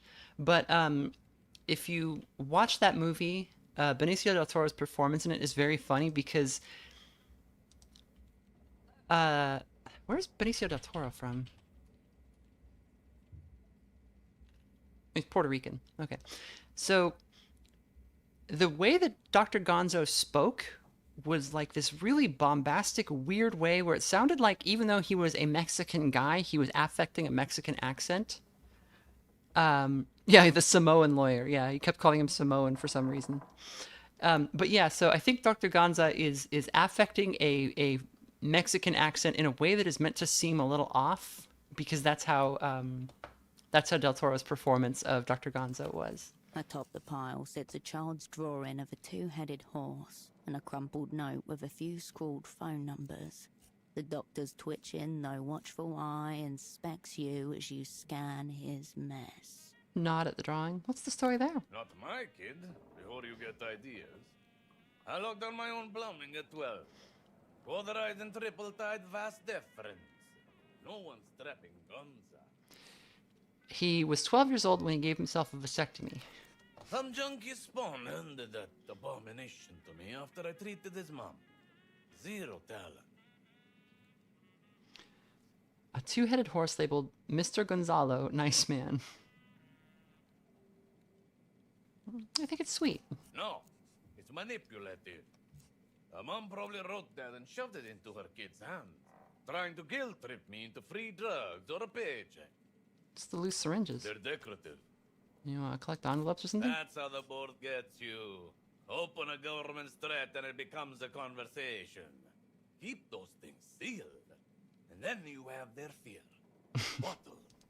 The doctor drums his fingers on the dirty desktop and stares bitterly into the middle distance. Oh, we... Bored? We already met. What do you want? He just completely spaced out. Okay. I know someone who's developed a medical condition. He's dead. Forget about him. No, that's the thing. He's not dead. He's comatose, totally unresponsive. Ah, yes. This is the ethically stimulating case you were trying to entice me with.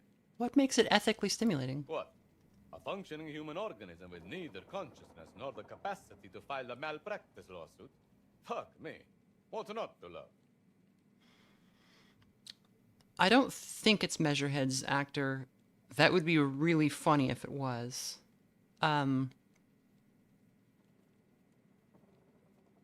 Gosh, I would need to check. That would be really funny.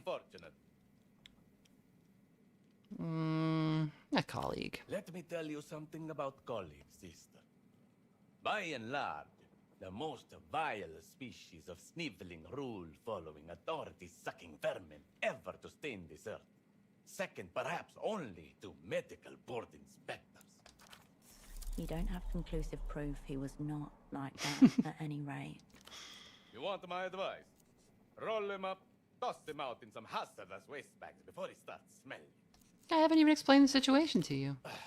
All right. Walk me through it. Gut diagnosis screams ketamine binge, but I'm keeping an open mind. Any signs of injury, self-inflicted or otherwise? Yeah, the cadence of his speech is like Italian, but the accent is like Mexico maybe. It's very funny.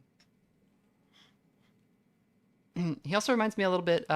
Both his appearance and his accent remind me a little bit of in the Venture Brothers, the guy who helps Brock Sampson get Helper's head out of his chest. He's talking to him about like, oh, you wanted a ever since the Iron Man came out. No visible injuries. Eyes open. Zero reaction. Good stuff. Anything else? Nothing comes to mind. What do you think's going on? Sounds like the problem's in here. Maybe a kinetic mutism. See, nobody turns to a dish rag on a whim. Unless he's stroked out, there'll be a precipitating incident. Drugs, toxins, choking maybe. If he knows how to party. Found any needles around? Belt? Maybe a weapon? None of that. I think he was just listening to music. Music? Show him the red disc. Ultravioletta! Well, there it is. Mystery condition solved. How do you know anything about Lusian pop? I didn't fucking consent to the knowledge now, did I? It's forced down your throat as soon as you step outside.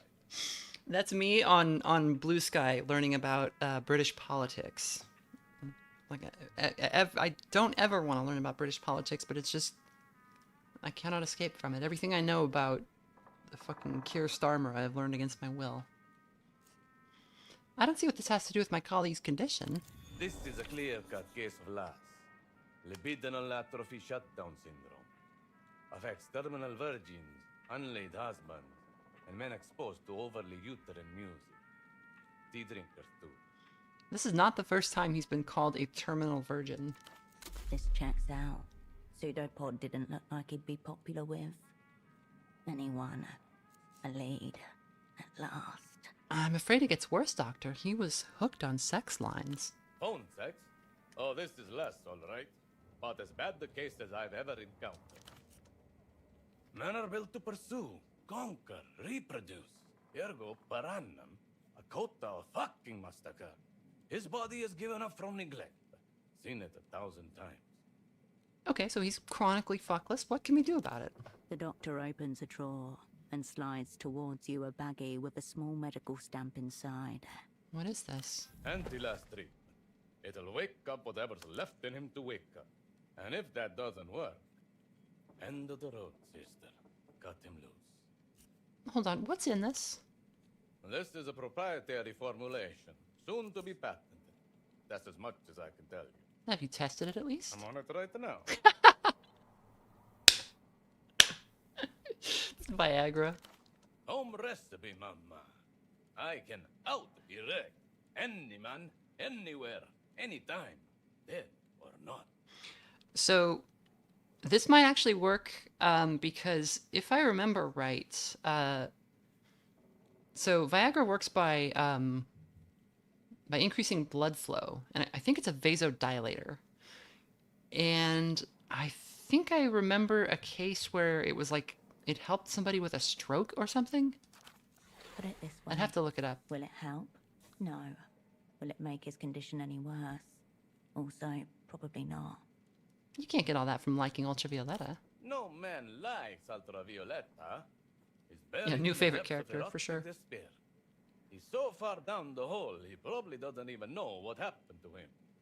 Yeah, I really don't think sexual melancholy is behind his condition. Then you know nothing of sexual melancholy. But all right, let's pretend my expertise is worth fuck all. What's your working theory, Dr. Plainface? He saw something he shouldn't have. Lizard controllers pulled the plug before he could talk. You're not my type, but you must be a great fuck. What with that crazy look in your eye? Really? All I'm hearing is that you don't have a fucking clue what happened or how to help him. Okay, you really think this will work? Of course I really think it. I prescribed it. Easy delivery. Just let it dissolve on his tongue. Okay. Good luck to you. Do you know Dr. Hugo? Was he intensely forgettable? Did any sense of authority flee from him like the plague? Yeah, very uptight too. Understatement of the fucking century. Board certified swine. You two used to work together, didn't you? Is that what he told you? Put it this way.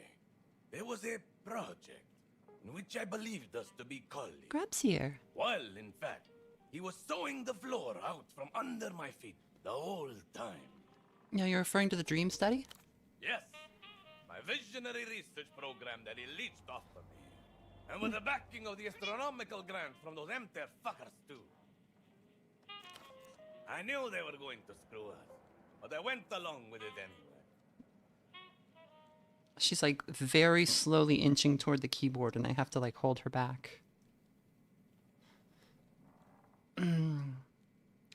What were you studying? Visualization. We wanted to see what people see in their dreams. Flush with foreign cabbage, I was able to design a custom fMRI headset. More portable than those giant washing machines our rivals were using, and crucially, interlinkable. There was some research into this a while back that looked really cool. It was like they were using similar technology to generative AI, where they would put like tons and tons and tons of pictures into a system, and they weren't getting like full visualizations of what was going on, but they were like finding proof of visual activity in the, okay, Grub, you gotta stop. She's just like purring and slowly attempting to ruin the stream. I know, baby. I know you want attention.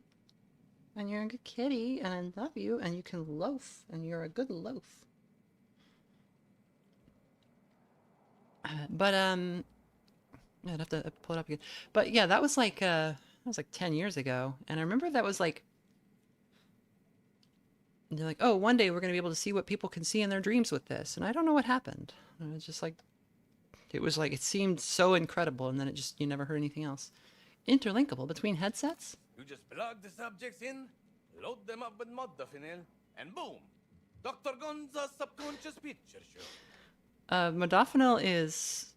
God, which one is that? Hold on. Oh, that's the... Modafinil is like a, it's a stimulant. It's like a, it's a non-narcotic stimulant that is, I think it's legal. Or if it's not illegal, it's like not super illegal. But some people can use it for ADHD symptom relief if they are, if they're addicts or have like an adverse reaction to amphetamines. Modafinil works for some people.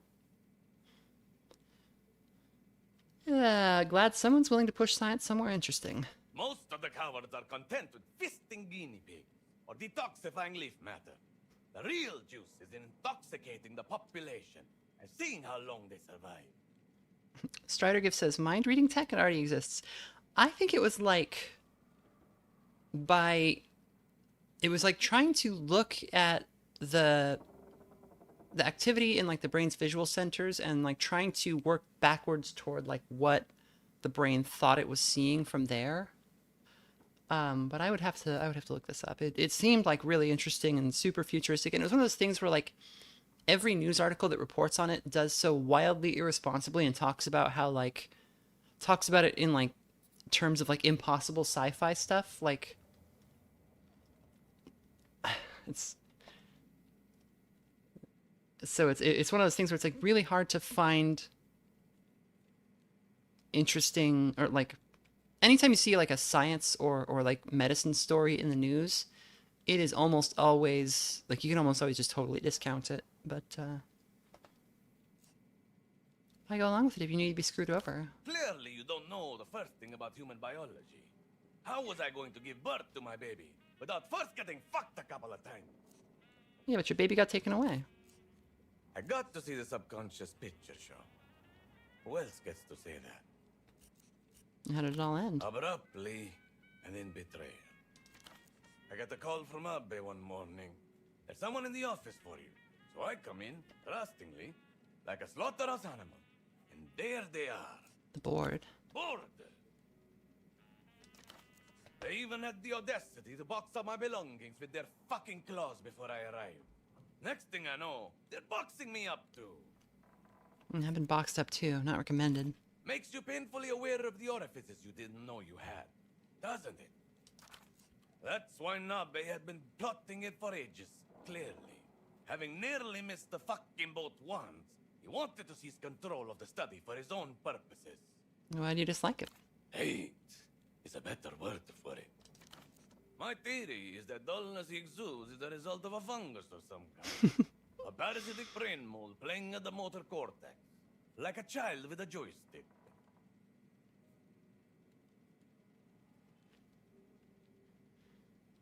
He didn't say anything bad about you. Of course he didn't. He's neurologically incapable of it. So that's why you hate him? You think he was the architect of your downfall? Architect? A child making macaroni collages is more of an architect than an invertebrate. Not to mention the fungus in his brain. You want more? All right. He's a thief too, which, I'll admit, is impressive for a gastro. Hi, Grub. Oh, baby. You doing little quack meows because you want attention and love? Say hello to the... Yeah, say hello. Hi, Grub. Hi, everybody.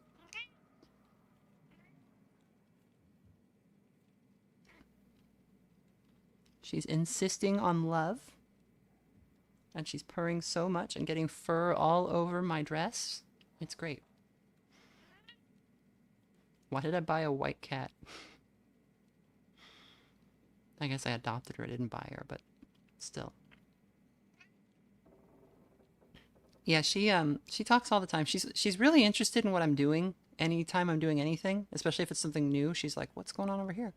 She's always talking to me. Like if I'm just sitting around, she'll start quacking at me or doing little cat activation sounds. If I go in the bath, she doesn't like that. She's concerned that I'm in water. That seems wrong to her. So she'll like meow at me, and if the door's not open, she'll just meow outside of it. And if I let her in, she'll come in and she'll sit and she'll just stare at me in the bath, like for as long as I'm in there. Okay, Grub. Come on, girl. You gotta get down.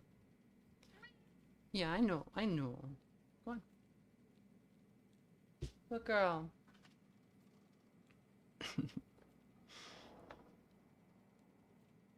So Ruminite says, I saw something similar to what you were saying. They were able to record input signals as someone was staring at a picture, and the input signal was only, they were able to recreate the image, like a rough silhouette, but still.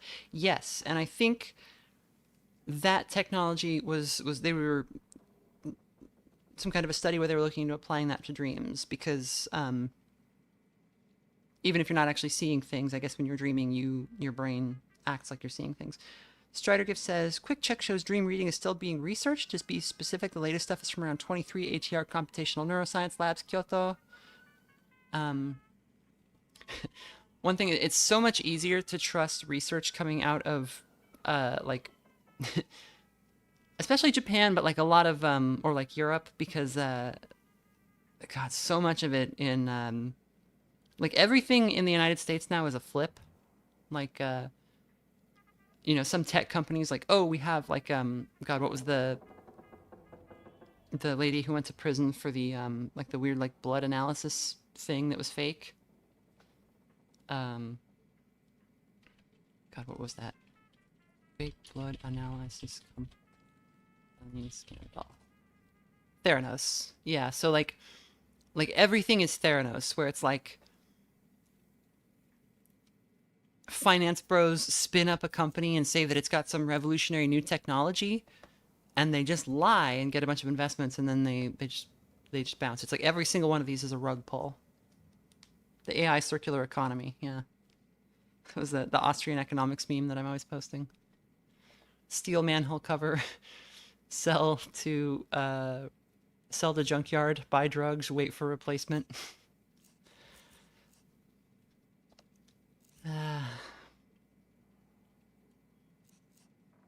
Thief, did he steal something? You mean other than my life's work?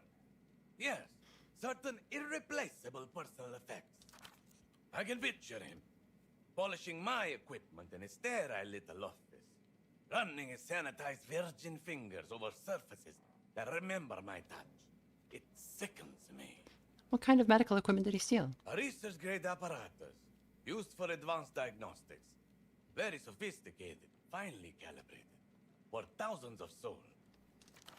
It should still be in its aluminum housing, unless that institutional hemorrhoid has decided to put it on display. Why would he steal your things? I don't know. His mind is too dull for me to penetrate. The brain fungus told him to. Probably. Have you tried asking for it back? And give him the satisfaction of knowing he has something on me? Absolutely not. Besides, I don't trust myself not to murder him if I come within choking distance. Wait, not murder. That's for humans. You get the gist. Guys, I think we might have our 3 soul. I could help for a price. You love drugs, right? My brother, I live for them. I knew it. You've got that withered fiend. No. Since you're allowed on the slug's premises, how about taking a peek, eh? Grab my things on the way out of there. I'll open my store in return. All the drugs you could want. Pharmaceutical bonanza. 2 words. Lab grade. Enough about Dr. Hugo. Yeah, enough. Don't take this the wrong way, but are you a real doctor? Real?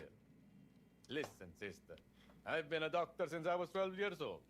And I'll be a doctor until the day they extract the hypertrophied liver from my bloated, humescent, sexy carcass. It was not the board that made me a doctor, and they cannot unmake me one, no matter how many degrees they annul. Wow, since you were 12? That's right, age 12. I came down with a fever. 1 day, 2 days, 3 days, and still wouldn't go down, so they sent me to the doctor. He weighs me, counts my heartbeats, whatever. And without even doing any blood work, he sends me away and says, "Go to the priest. Tell him that I said to give you the blessed smoke." And? My mother cried and cried, locked herself in a room and didn't even want to see me. She was crying so much, but still no one would explain to me what this fucking smoke was. So I finally get to the priest. He goes, "Oh, my child," blesses me, blows some foul-smelling shit into my face, and sends me off home to die. And that's when I realize, these people are fucking idiots. Well, you didn't die, so I guess the diagnostic was wrong. damn right I didn't die. I went straight to the library, picked up the first book on general medicine I could find. And the young Gonza brought his fever down through hard science and sheer willpower, all the way down to stone cold, which is where I remain to this day. What exactly did you do to yourself? Tricks of the trade. You want to learn them, pick up the book. All right. Come here all you want. You'll come crawling back with your tail between your legs the minute you need something discreetly amputated. All right. Adios. Okay, well, it looks like that's not going to get us our 3 soul. We are never getting that money. That's just not going to happen. We have medicine for pseudopods, so we could try giving him that.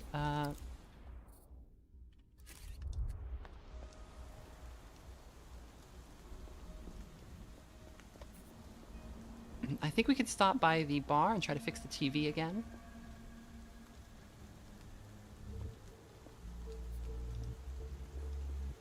The bar is... where's the bar? Oh, it's like down here. You find yourself before the strange tree once more. We don't have the skills to decipher the tree just yet.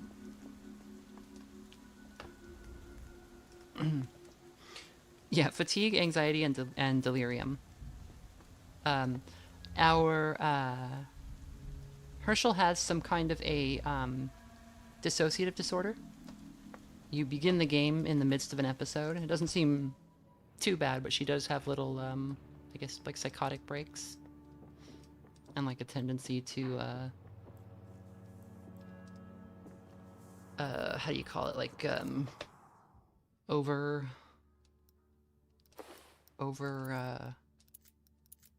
like overactive imagination kind of thing, where you're not quite hallucinating or being delusional, but you're like on the threshold of it.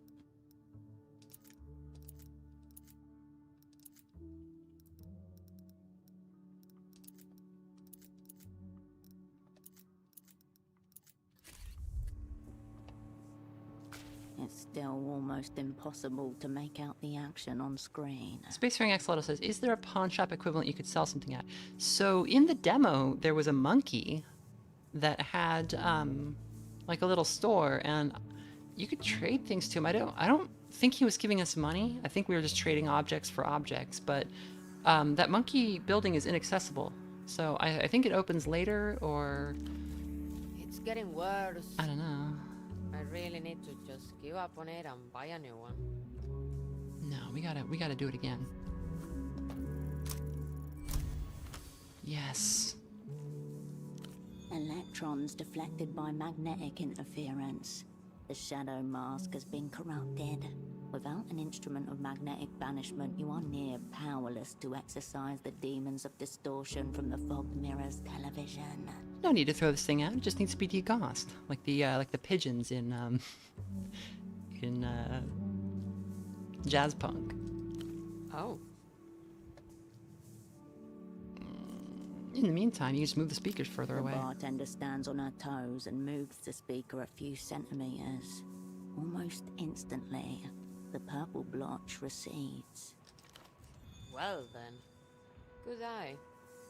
Watch the match with her. For a quarter of an hour, you watch as men in short shorts and tall socks hurl a leather sphere against concrete with tremendous force. Their passionate grunts are matched only by the violent impacts of the ball. So the game is called pelota, which is just Spanish for ball. It sounds like it's violent because the guys always have like chipped teeth and broken noses. Like this is like what the jersey looks like. It looks like a rugby jersey. So I'm guessing the game is just rugby, but they're playing on concrete. Why are their shorts so short? Shows off their work. The words of your old double Holocene come to mind.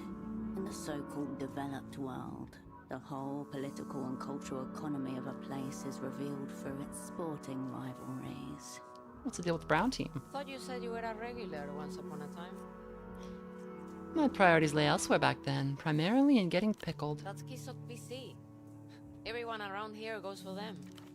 The locals local. Team of the working classes with strong ties to the old silk industry. And who are the Reds? Recreación. Bunch of pretty boys Boo. in short shorts. No, get that out of here. Her lack of expression is so blank as to be an expression itself. Recreación is a money laundering vehicle for the profiteer class. Those who've won the end of history by steering years of stabilization packages to their chosen enterprises. Tech bros. Needless to say, a significant part of their players' salaries are paid by MTER. I take it MTER is not very popular here. Stabilization hasn't done much for Kisok. I can get down with Kisok PC. Viva Kisok! Just remember that we're not allowed to use the WCs in another team's arena. Why not? I guess they're worried someone will take it upon themselves to recreate the ceramic panic of '83. One person rips out a toilet and lobs it into the stands. One time! My bladder is iron. I'll hold it in for Kisok. And if not, there are plenty of plastic bottles around. That's enough pelota for The now. bartender gives you a brief, familiar nod as you slide off the stool. We're cool now.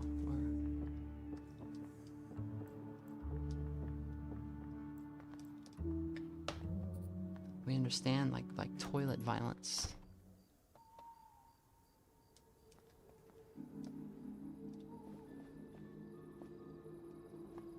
Hey, the little boars are gone.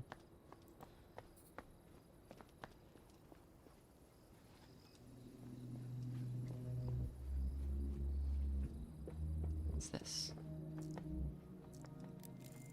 An ad for payload equipment, match tested. Okay. I was thinking we had another poster to steal.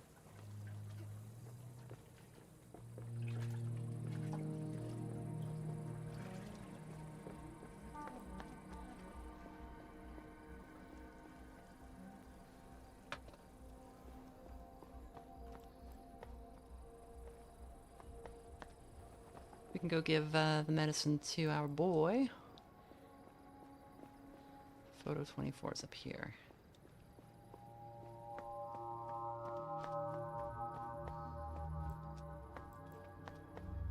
The little baby boars with their striped and spotted coats, and they're just little babies, and they follow Mama in a line, and their little tails are wagging. I'll print. Still not. I'll be here if you. Did we get a skill point? No. Okay.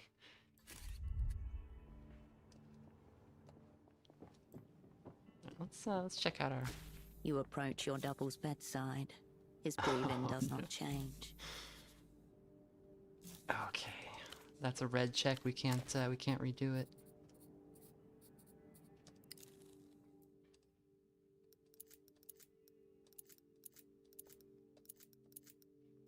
Sensors.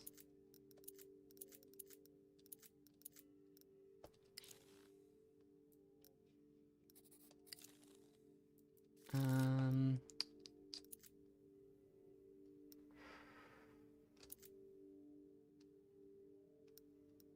have to bring our fatigue down if we want to do that. So let's drink some coffee.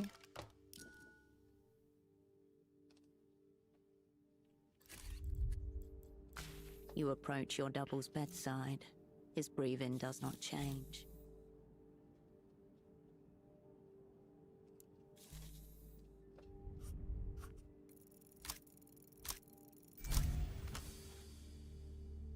Barely.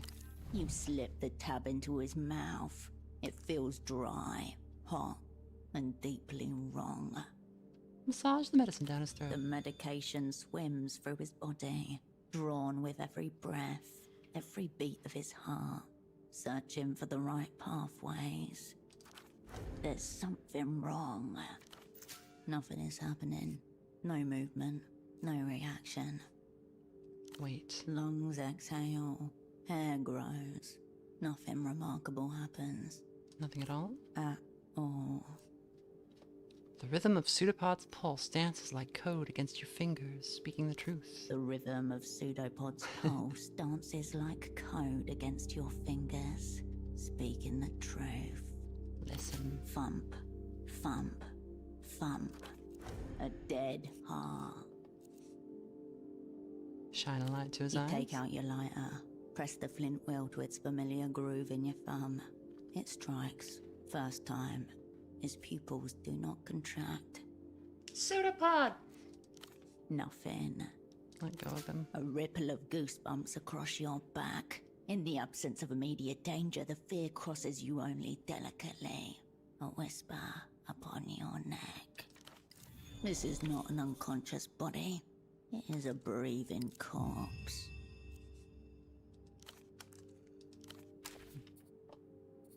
That's very sad.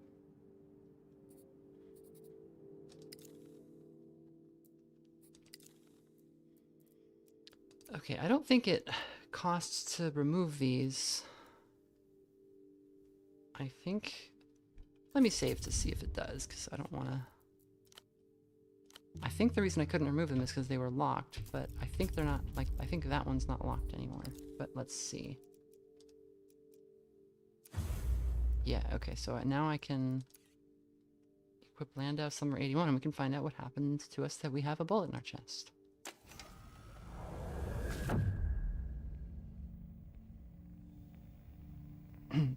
I was expecting, JM says I expected it to work. I was expecting it to maybe do something that would, like, because we passed, we would see some little thing that clued us in on his condition, but it does sound like maybe he's just, like, brain dead, which is sad. I guess if you're brain dead, you can't breathe on your own, but, like, you know, persistent vegetative state or whatever. Out in the streets, free and young, this was the summer of riots, youth movements, and the monotheist coup. Masses following their material interests, their dogmas, or their orders. Real street politics. It was more than that, a conflux of force and the desire that only repeats once or twice per lifetime, and there you were, following not some idea, but the music. I always do my own thing. An open-air gig on Landau's Grand Boulevard in the shadow of the Founding Fathers Monument, headlined by greasy demigods who called themselves the Whole Sick Crew. So we named our spy group after that band. The last gasp of heroic rock. They never lied and never sold out. The image and the reality were one. Something that can never be said about you. And then... crack of rifle fire in the summer humidity, soldiers on the roof, monotheist agents in the crowd, dozens killed, shot by the security forces or trampled by their own panicking friends. I hid. You meant to, but the 10mm bullet caught you first, fate screaming your name from 200 meters. That's a good shot. Unauthorized contact with foreign bodies. Or I don't know if they were shooting at her, so it's probably a bad shot. The surgeon didn't expect you to survive. Metal was too near your heart. He'd have to crack you open like a pistachio. What became of the whole sick crew? Arrested, disappeared. Every few years there's a sighting. The lead singer spotted with a heavy beard in some distant airport bar. But it's just people wanting to believe. Put your hand over the scar. Muscle and metal, a compromise at your center. So what will it be, Hirsch? Do you still feel the music, the conviction that led you to that scar by your heart? I can still feel the bullet. It pounds like a drum. Another instrument in your symphony.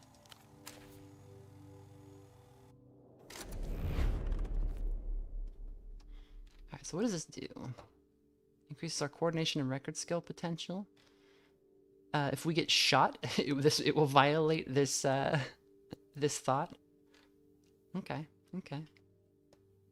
Pretty cool.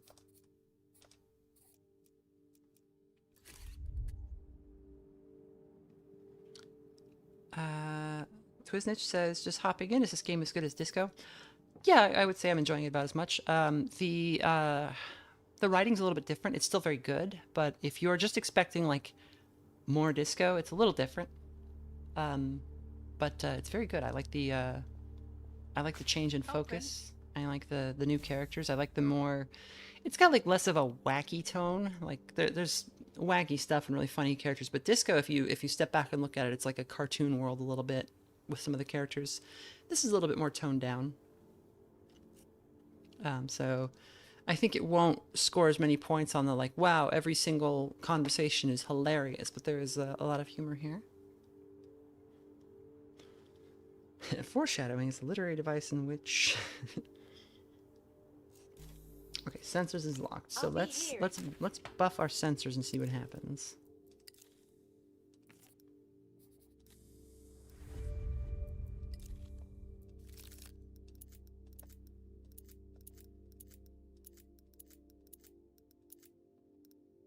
Is anything reducing sensors? I don't think so. I think it would say if it was, but let's make sure. Okay. Jam says, good luck on the stream and for Grub. Yeah, I think I won't stream too much longer, but I do want to see this night through and maybe a little bit tomorrow. I'll print. Okay, what is that smell? Oh, the sweet blood, it calls to me. It's enough to make a man sick. Sweet, slightly pungent, reminds you of overripe apricots. All signs point to... Apricots, you say? Ether. Excuse me? Point at her. Ether. She produces a small brown glass bottle and sets it on the counter. It used to be a respectable habit, you know. Prescription. I don't see why a little rag now and then should be a big deal.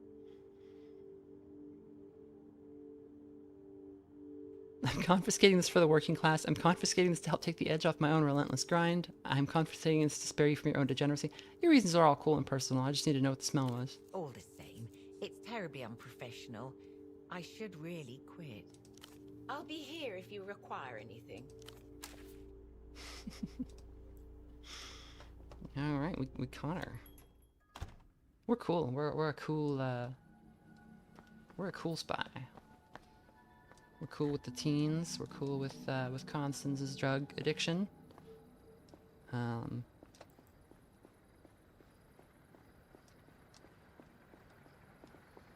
we go through? I think we can go through the dumpster again down here. So it says, "I love the Wooden Ocean video." Thanks.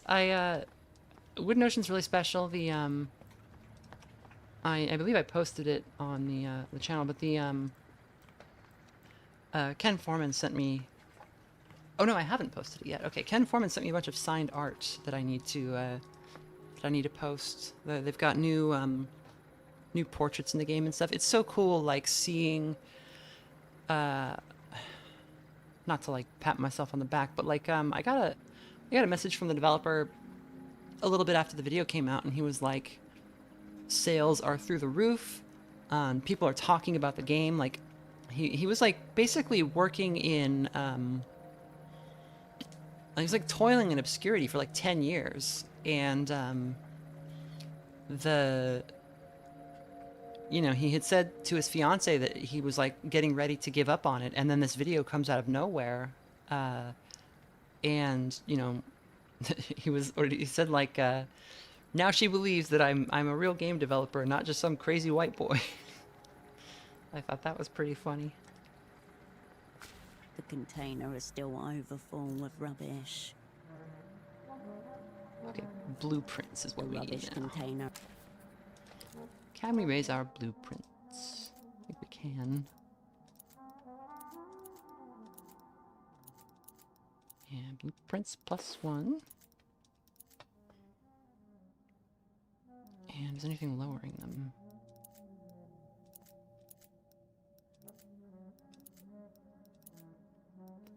Alright, so blueprints are 5. The container is still overfull of rubbish.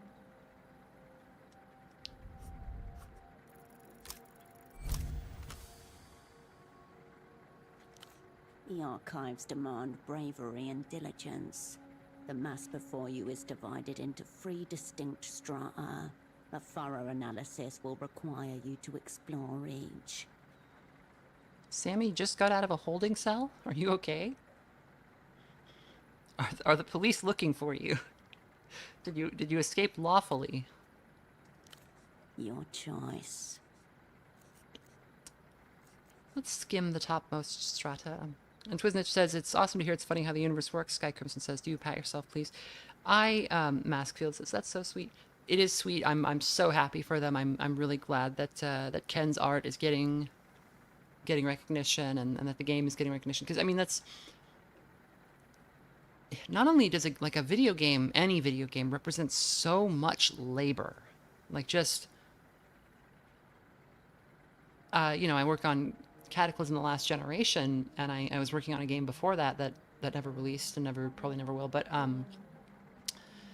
just an ungodly amount of like work hours, and not just coding and making assets, but also just like thinking, because you have to spend a lot of time just like with your thoughts, kind of rolling stuff around in your head to figure out coding problems or design decisions or story, or don't be on a beach while queer. That's a concerning arrest. I'm glad you're okay.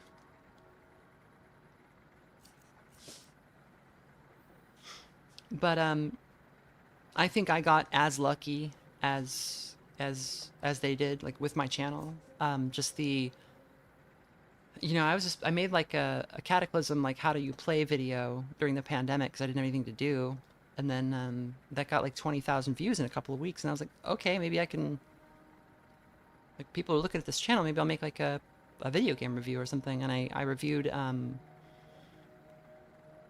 Fear and Hunger, because like amazing game and no one was playing it, and the video exploded. And then I was like, okay, it's time to start doing like the kind of videos I would want to see on this, because I know they don't exist. And I did, and that was like right before Super Eye Patch Wolf and Connor from Trash Taste put out their videos.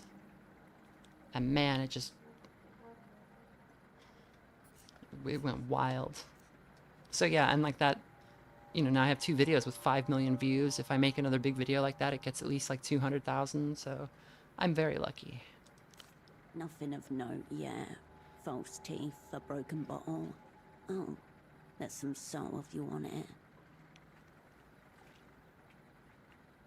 Strider Gift says, with vibe coding, they can now speedrun the make code full of bugs bit. So, vibe coding, like, isn't anything. You can't do it. It doesn't work. And I don't mean like, oh, it'll make a program that seems to function, but you can, you know, it has bugs. No, like, it doesn't work. Like, it doesn't make a viable product. Like, it won't compile, or if it doesn't, it won't do what you wanted. And you'll spend so much time arguing with the chatbot that you're not going to get, you know, like, I have tried using chatbots not to generate code. I have a no vibe coding policy in Cataclysm, but and so does Dark Days Ahead. But like, just to troubleshoot, I used to be able to pitch it like a crash report, and it would sometimes be like, oh, the problem is this little thing, and that's what those things should be for, because it's really hard to read through those crash reports. It's a lot of data kind of crammed together. And a computer can see right through that pretty easily because they're designed that way. But man, nowadays it's just, it like got lobotomized a couple of months ago.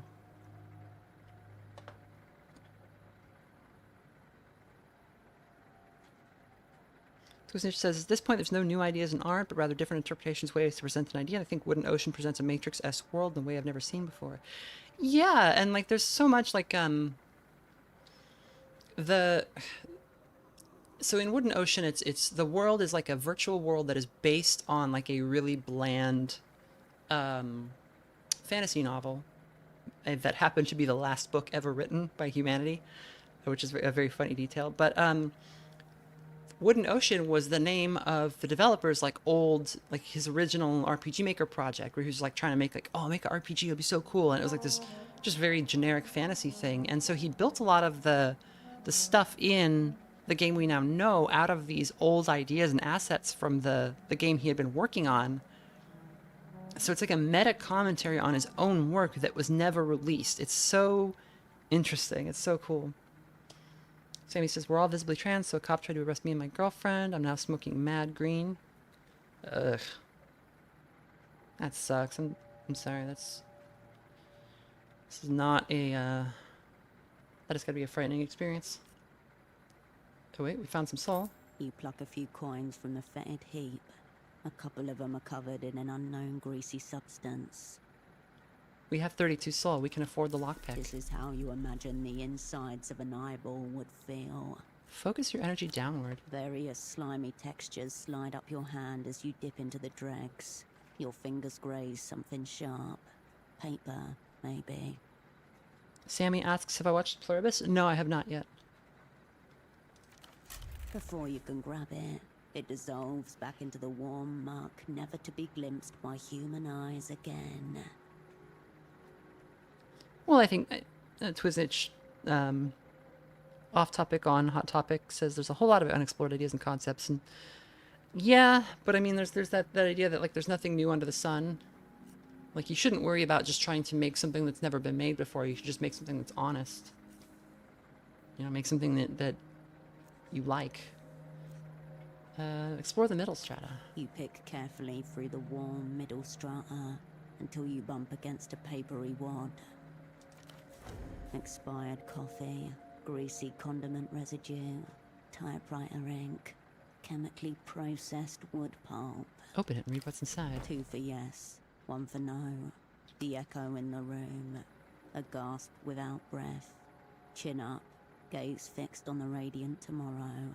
The dead man's parade marches past and I am left behind.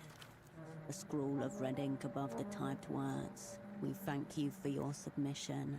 Unfortunately, at this time the Nos Correntes review will not be moving forward. The poetry magazine. This rejected submission would imply that their offices are nearby. Perhaps the building next to you. We're going all the way to the bottom. You've now penetrated to the darkest and wettest layer. A metallic thud tells you that you've reached the bottom of the bin. Scrape the foundation. Your fingers get to work. However, the rancid smell threatens to suffocate you. The bitter scent of rotten vegetable matter fills your nasal cavities. Saliva pools in the corners of your mouth. We got wet mouth. We got wet mouth. The gas makes your mind swim. Luckily, your diligence is not in vain. Your fingers catch on something hard in the furthest corner of the sludge pile. Feel for its edges. Rounded for the most part. There are some sharper lines at the extremities as well as some flat surfaces. Extract the object. It's a pair of grimy glasses, Oh, large shit. black frames, and what must be the thickest prescription lenses available.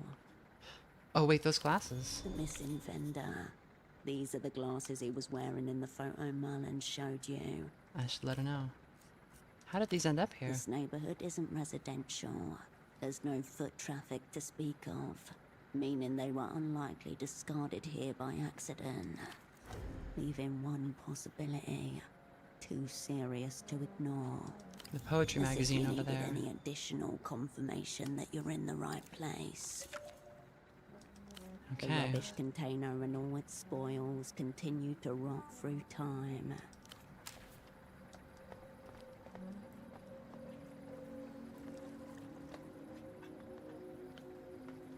Alright, so we have Malin's father's glasses, which is pretty sad because they don't throw your glasses in the garbage if they're expecting to give them back to you and let you go. So either he's dead or they intend on holding him forever.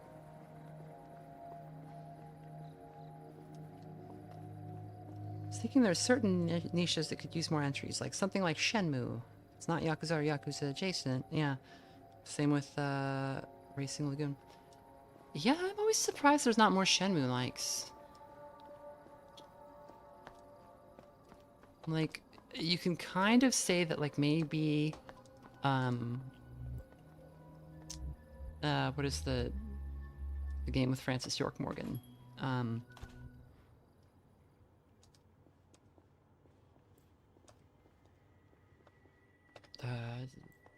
My god, my mind is blanking. Deadly Premonition, but Deadly Premonition doesn't have like the density of stuff going on. It's just like the way the story flows is sort of similar. Yeah, it's odd. Okay, so we can sleep now, which I think we ought to do. I got an early release The bed copy. welcomes you for a Be soft something. slumber.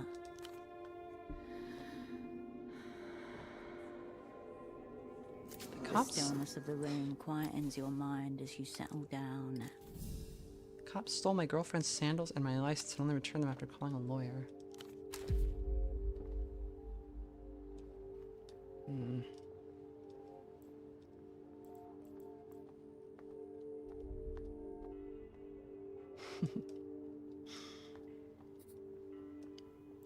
Okay, how we doing, Constance? Oh, Prince. I'll be here if... Okay, so guess we can go back and talk to the doctor and tell him the medicine You didn't approach. work.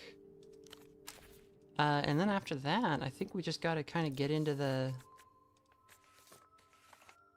prison, unless we can find a way to get up to where Duchess lives. Oh, we can go see Dr. Hugo and steal the things back.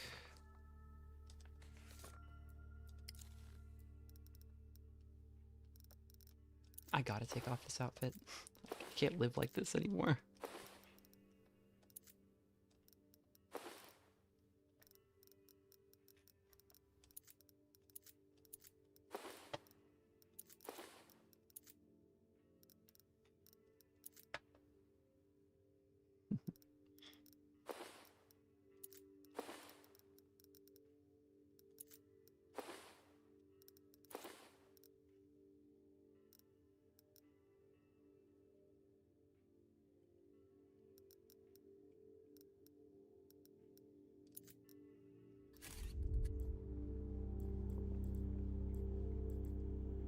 got any faxes for me? The fax machine away.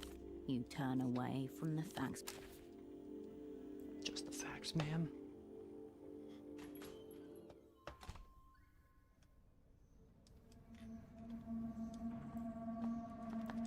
Okay, let's get that lockpick. We've been waiting too long. Don't we deserve a lockpick? After everything we've been through.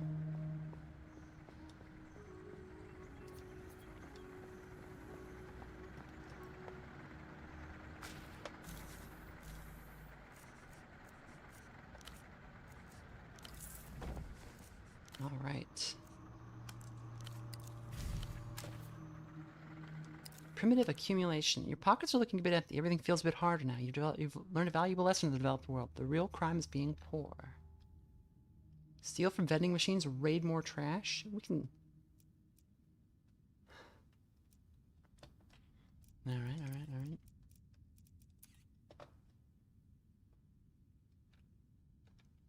We need to engage more with creatures. Ushanka hat. Okay.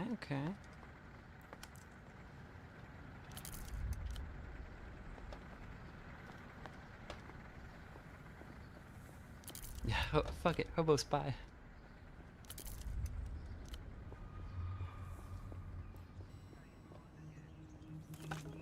You pick up the payphone. You step away from the payphone. Thank you for the dono, Sammy.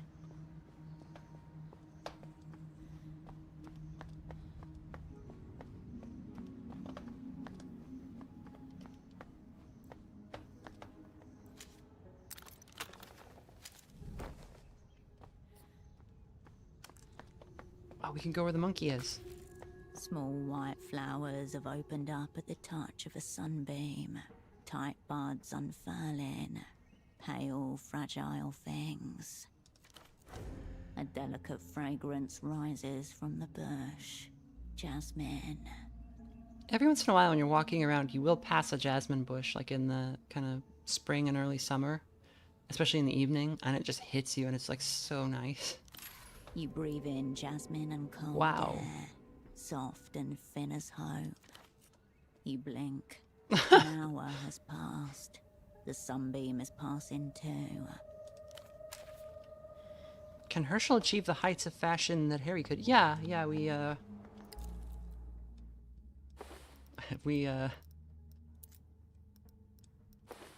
been kind of working at it, like, there's some real oddities. We haven't gotten too far yet with it, but, it's getting there. Adolescent truth. Oh, man.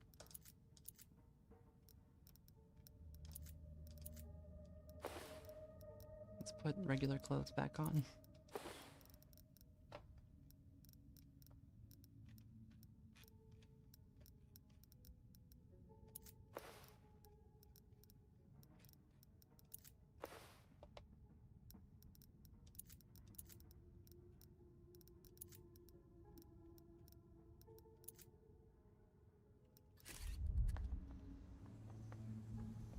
I aspire to dress like Harry. Randomly?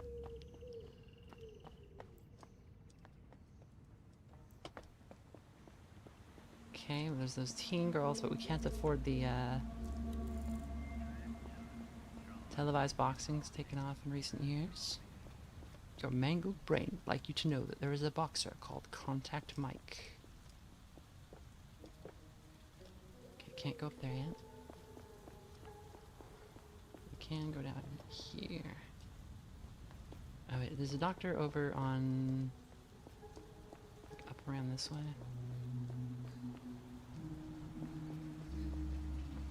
Okay, this goes to where the mean people are.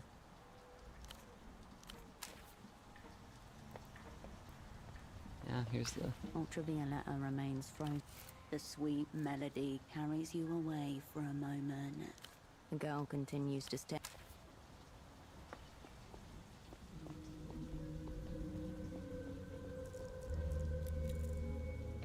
enough that if the building collapses, he won't care. Alright, well, let's go rob the other doctor.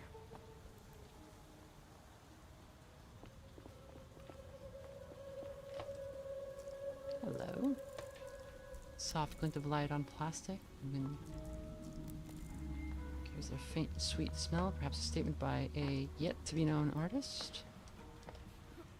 Oh, there's nothing up there now. He's back. That's pretty good. Contact Mike versus Eep Man.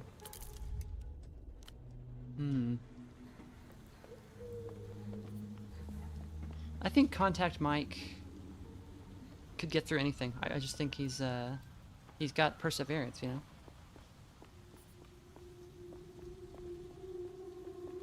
Contact Mike sweep.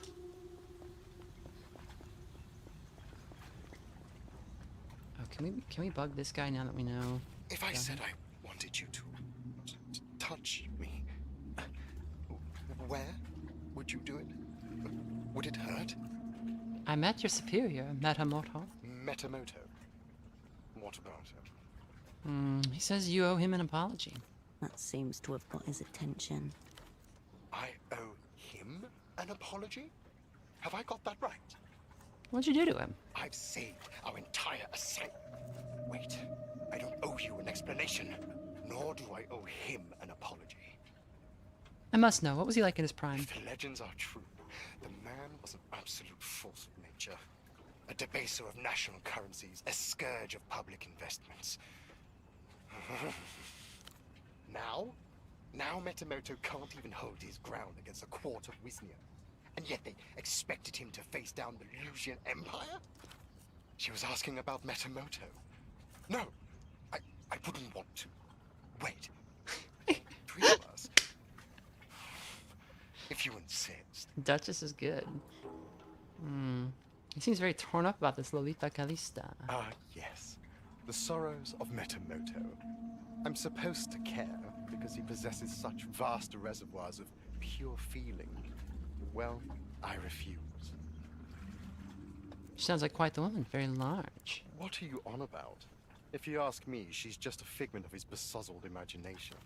No, not like you. You're oh so real. What about his friend, the ambassador? Metamoto is always going on about people he supposedly knows. Maybe they once existed. I wouldn't count on it now. I wonder. He looks bad. He needs help. Then go help him. Some of us are still working. You're not working. Tell me your availability this month is severely limited. Is Contact Mike based on Mike Tyson? I think so, but maybe like from the name. But he's also Good. Warily. He's also just like every story about like an athlete who came from hard circumstances and like just through hard work and perseverance earned his way to the top. You know, it's like the boomer icon. Oops. I didn't want to go back out. I wanted to go in.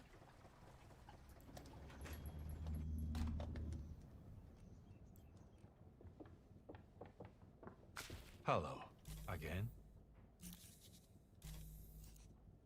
Dr. Gonza says you're holding on to his personal effects. He'd like them back. Tell Gonzalo he can forget about this plaything. I was clear last time he called. Massage your head. Go on. He didn't tell you what these effects are, did he? Typical. Technically, it is a medical training dummy. He had it custom made. What need does he have for it anyway? He shouldn't even be practicing anymore. That thing doesn't look so obscene. That is not Gonza's. That's a legitimate medical training device. I keep Gonza's monstrosity well out of sight of my patients. What's so special about this dummy then? Whatever pathology is at play, I want no part of it. You think it's possible he's just lonely? I wouldn't know anything about that. Where are you keeping it? I store it upstairs in the spare room, so I don't have to look at it. Okay, well now I have to see it with my own eyes. I'm afraid not. That area is private. Why have you not got rid of it? I've considered it. The sort of disposal feels worse somehow. So you won't return it? No, not a chance. It wouldn't be terribly hard to fetch it yourself later tonight. A little breaking and entering practice, for old time's sake.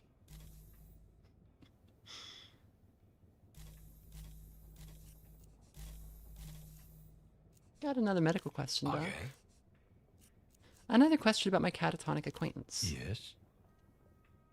I went to see Dr. Gonza. He gave me some medicine for my friend, but it didn't do anything. I shudder to even ask. What medicine? He called it an anti-last stamp? He's still on about that. It's nothing but sildenafil and mild hallucinogen. I'm not surprised it did nothing for you, friend.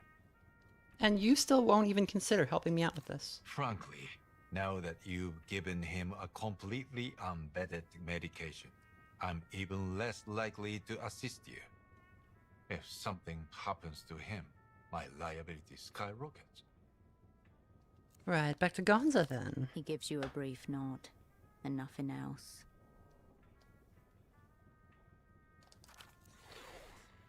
A nod declaiming any and all liabilities for whatever befalls you there.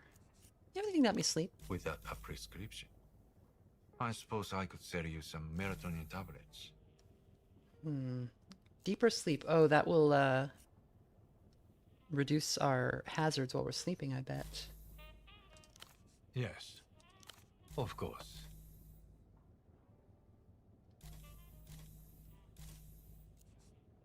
Okay. Until next.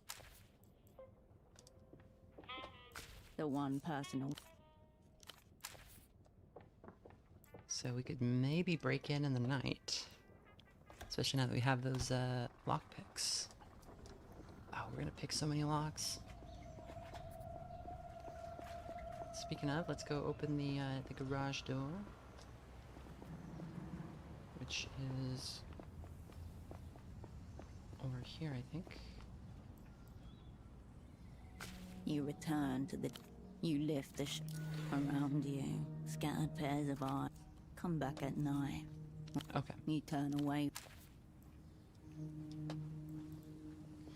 Oh, I see. I think maybe you have to like pass a check, like a passive check to see the door that like the other door.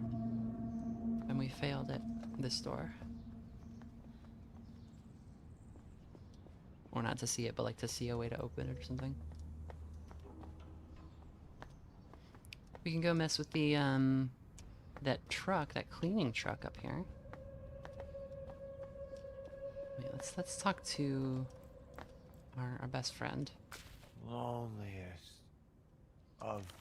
His half-hooded eyes struck. Okay. Goodbye.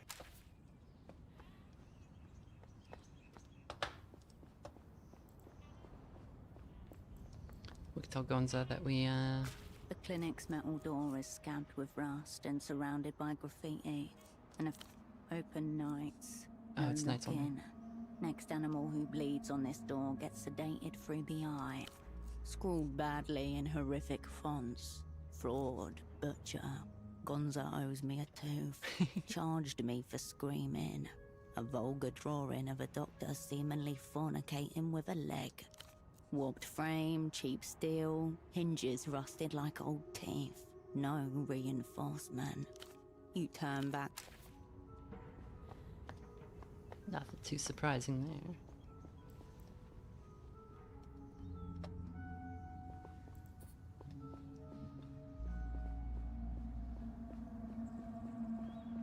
Oh, can we try to explain? Good to see you on this. The money situation. No, it's still too gray matter. See you on this. I think we have gear for that.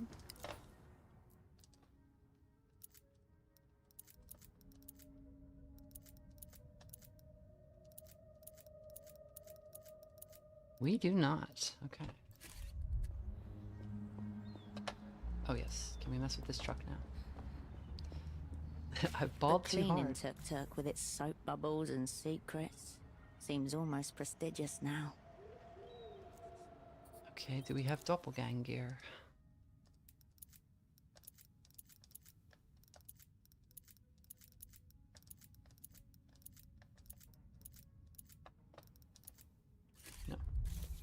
but we can try anyway. Oh, yes.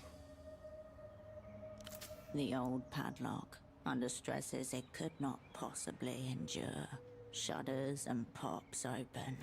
Oh, The small space is tightly packed. In the corner is a selection of buckets, a rack of brooms and mops mounted on the wall above them. Bottles of cleaning solution are tucked into every free space, with names like Zyfrox, Extra Clean, Shine and Shimmer. Your eyes land on a shapeless garment in a disconcertingly meaty shade of pink. There's a zipper on the back and a large tinted window at the front. A viewport out, but not in. The cleaner's face obscured from clients who'd rather not have to acknowledge the humanity of their janitorial staff. This could be useful. Anything that obscures your face is good, when this suit has the advantage of obscuring your humanity completely. The suit slides off the rack and into your hands. The tuk-tuk remains in its place. Okay, we gotta check this out.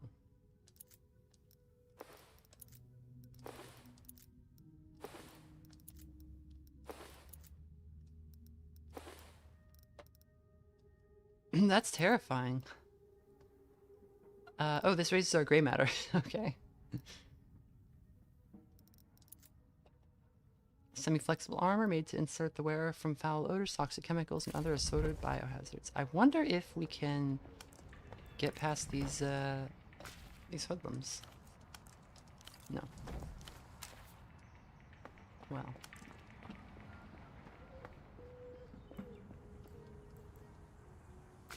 Good to see you on the scene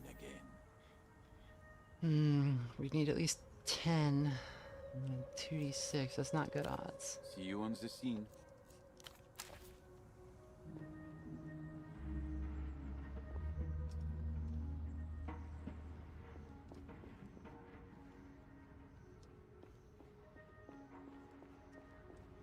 I don't know, we could give it a go. It's Good to delirium, so see we may as you well on the insert, scene right? again. Yeah, alright, let's try it. Oh, we got it. Okay. Money.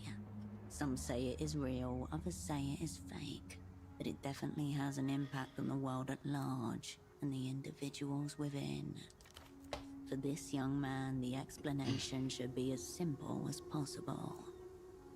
You took out a short-term loan for the jacket, which the bank paid the tailor for. What does that mean? Even simpler. Emter bought the jacket for you so that you would pay them a lot more money than the jacket cost. But how can it be? I've never even met anyone from Emter. How would they know of my desires? You can do it. The jacket cost 500 sol. You did not have 500 sol. Emter has many sol. They gave Bruce 500 sol for you.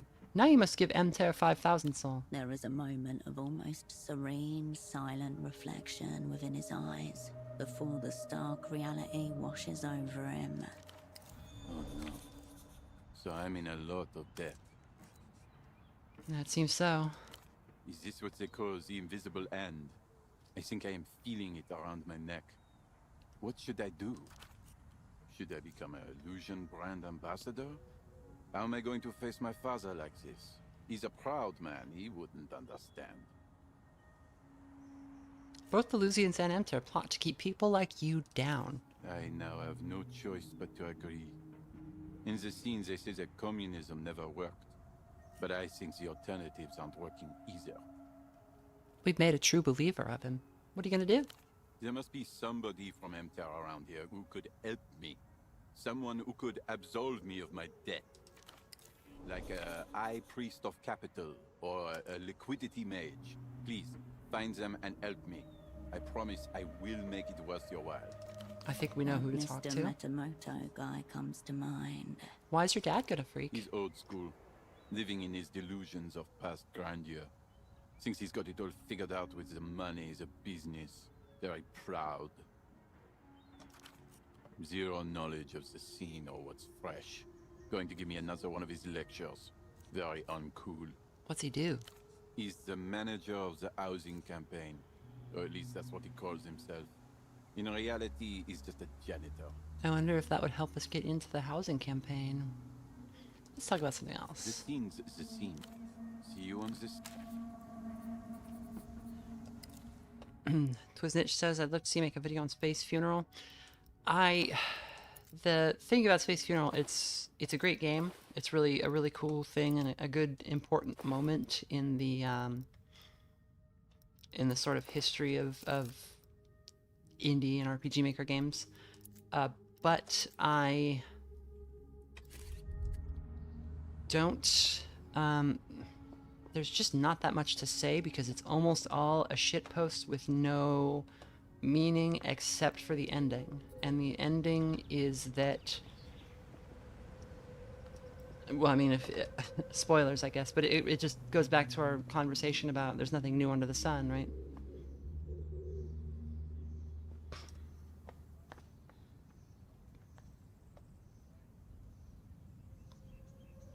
Later, Sammy.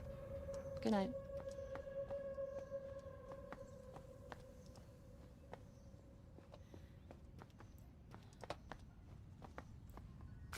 Lonely.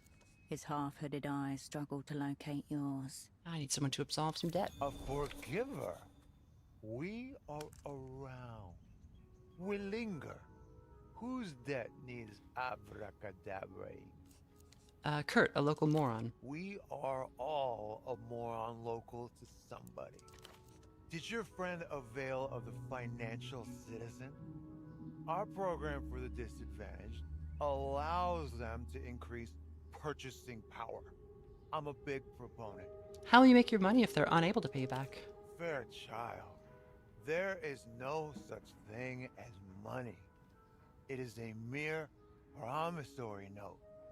There is only debt and credit. Can you just help me out, please? Why not? Seems I have very little on, but I require holy water for the rite of forgiveness. The liquidity mage needs liquid. Holy water? Yes, the holiest.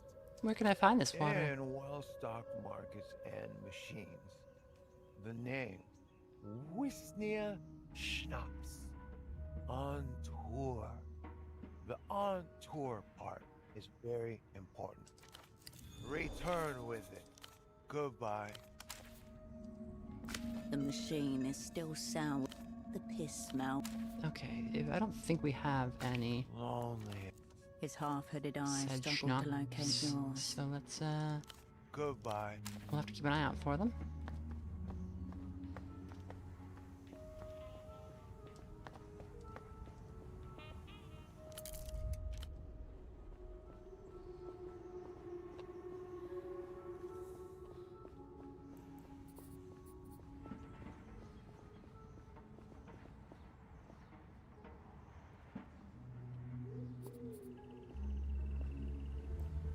I wonder if our little buddy in here will have something to say now. We found our lead.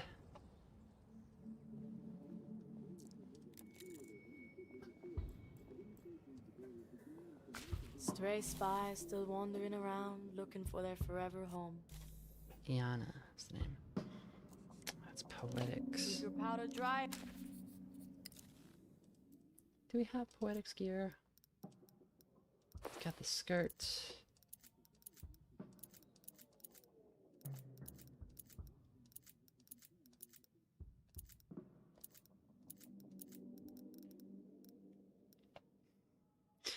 God, that skirt looks terrible. Stray spies still wandering around, looking for their forever home.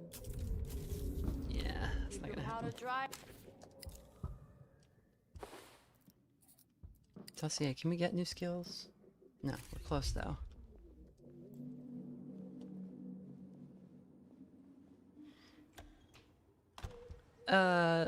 They were allocated a little differently. So in the demo, I took the emotional one, and here I did a custom that is it was like equal emotional, intelligent, and then body was like a little bit lower. Because we're a very special spy. Anything back here today? I don't think so. But... With awkward reverence, you approach the shrine again. Polaris, accept this offering. Place Marco's With tooth a in the little ground. click, the tooth drops onto the shrine, and settles beside a pile of old coins. The sound reminds you of a die. Yes, correct. Allow me to see things for what they truly The are. world sparkles momentarily. A glimpse of extra focus. You turn away from Polaris's sanctuary. Yep, we're out of the demo.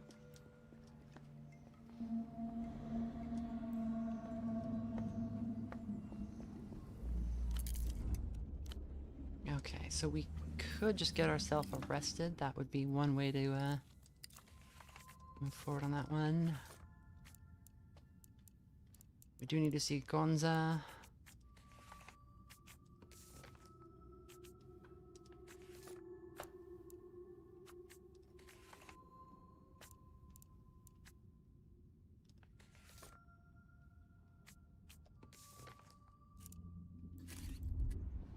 So we kind of just need to wait for the evening.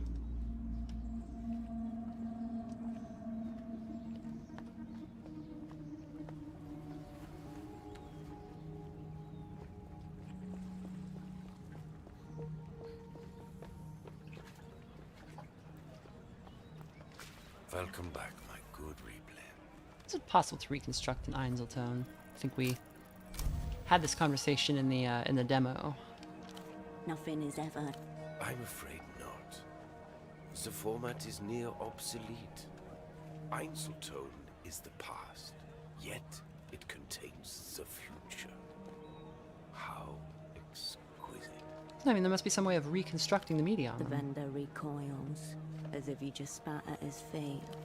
So, your question is, Petre, how do I reanimate a corpse? Necromancy, yes, I Doc. would class it as Techno-necromancy. necrophilia, actually. I'll be honest, the thought is so disturbing to me that I've never entertained it before. But theoretically... Breach warning. You are now hacking the firewall of techno-philosophy. You would have to repolarize, remnants processing, probably a concentrated magnetic flip, neodymium grader. It would involve some custom gear, no doubt, but my answer to your distressing question is yes. I think you could. The Rakish Sage says, Wisnia is usually pronounced more like Vishna, at least in my neck of the woods. Vishna, is that Polish? Let's keep it there.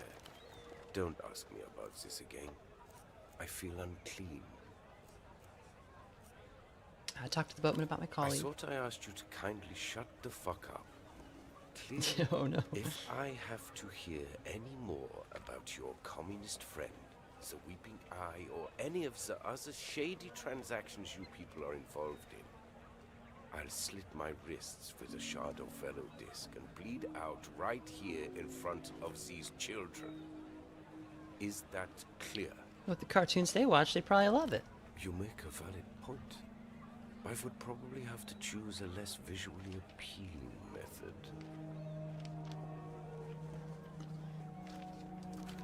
Still, I want to hear none Bulgarian, yeah, of okay. this. Yeah, well, those guys are not local to this area. Those, the guy who said it, Wisnia, so. How are you taking your new teenage boss? Oh yes, her, Blana, Blama, something like that. What's she like? Utterly tasteless. You know the kind. Skips around listening to music on liquid storage vial. I attempted to discuss Einzeltone XR with her, to extend a hand across the generations. She called me an Einzel cunt, told me to fuck a disc. And did you? I did not. Obviously. This is a, this looks like a bugged, like a dialogue tree bug. XR stands for extra attention. No. It stands for... Oh, no, I see. Please don't try and frame me as some kind of sexual deviant. Sure.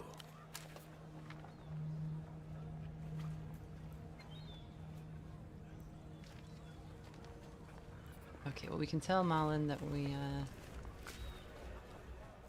oops. Thanks for stopping by. There we go. I have some news about your father. What? I think these are your father's glasses. I found them in the bottom of a trash bin. What? What were they doing there? I suspect it's the dumping ground of a nearby secret jail. A jail? Her voice is thin. She's not strong enough to carry him alone. Oh no. He was right. I'm sorry. Did you see anything else? Anything at all? I didn't get inside yet. Okay. Okay. Maybe this is all just a misunderstanding. Thanks for stopping by. It was probably a mistake to tell her. Seems like one of those things where the less she knows, the better, but...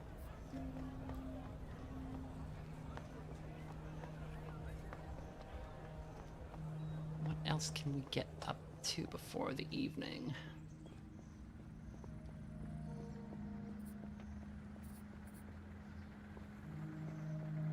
We also don't seem to have a time limit. I assume there is one. I assume something will happen if we take too long. But there's been no indication that there's like a deadline or anything looming.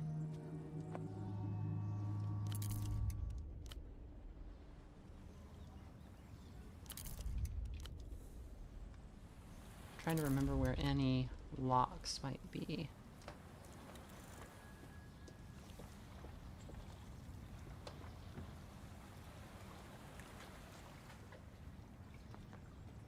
Oh, they're back, and the barge is gone. Well, did you see it? The shirtless man has eyes on you, but he's speaking to the girl who just clambered out of the canal. No, but... What are you looking for? My expensive bottle of schnapps. She dropped it down there. It's probably an accident. No need for an inquisition. It was an accident. I know, Caracalito, but Daddy can't catch any shrimp for dinner if he's thirsty.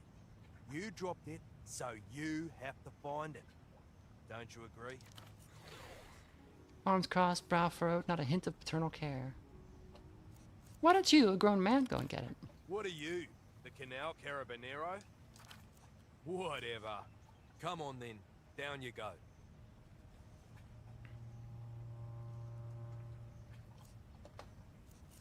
Shouldn't she be at school? Not for 2 weeks. Normally her mother looks after her.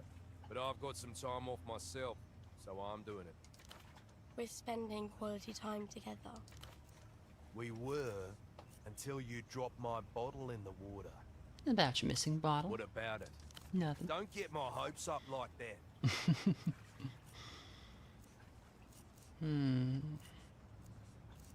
See anything unusual? Nothing out of the ordinary.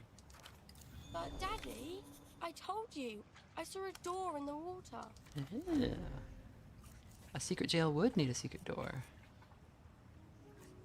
Is there any writing on it? No, I don't think so. It was just a door. What kind? Like on a ship. With the wheelie thing, there might be something scary behind it. Me Corazon, come on. Let's focus on things that are real. Like the bottle that you dropped. Did you see anything else? Not my bottle. Shut up. Only some shrimp. They're really hard to see because they have invisible skin. If you're down there and see a bottle of schnapps, bring it back up, would ya? Sure. I can show you it. But I need to wait as my eyes sting a little. You can smell the chemicals in the water from here. You'll have to find a way to drain it. Okay, so... Ugh. I can drain it with the water lock, which is on the other side, I think.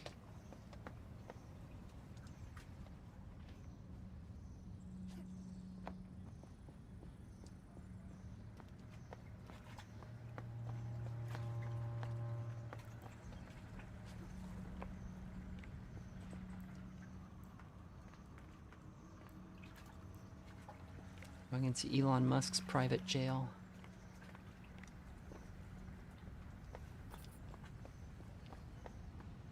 Deadpan Aussie me Corazon.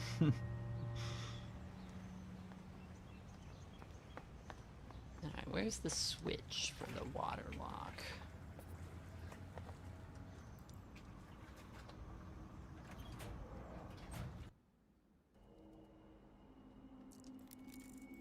Fryer grease and desiccated shrimp tails. More takeout boxes that once held fried shrimp. Good. Proletariat valve. A neat panel of buttons and dials watched over by a dirty litter. Sprawled in front of you is a huge control panel. Written lopsidedly on a strip of tape. Waterlock controls, don't touch. It looks exactly how you imagine the cockpit of a flying machine would. With this, you can drain the water outside and see if that mysterious door really exists. The controls before you are unlabeled. There are 2 glowing buttons, a switch, and a single large lever. Sequential logic applies. Operating the controls in a specific order will lower the water outside. First, press the red button. Pretty standard for a hydraulic pump. And after that? The switch and lever suggest a mechanical interlock.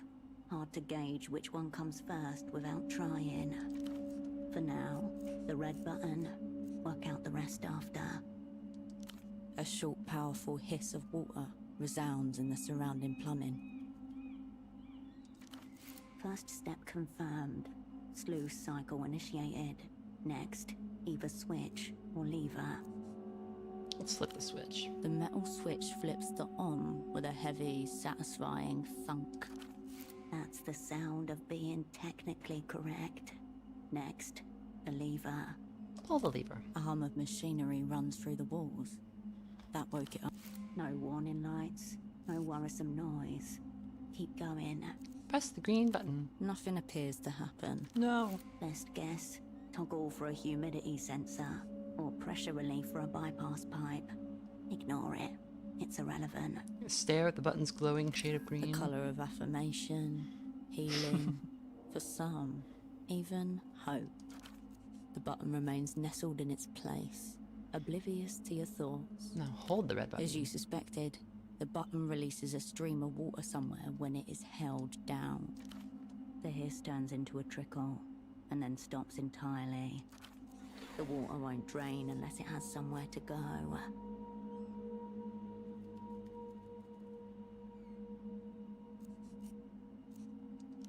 You leave the control panel. The large pipe outside the window. Okay. Ooh, a TV. Bagman gestures wildly on the television screen. This is the ad for the reality situation you've seen before. The sounds from the commercial fade. We got Rumba canned coffee, and we got Oxenbach. Okay.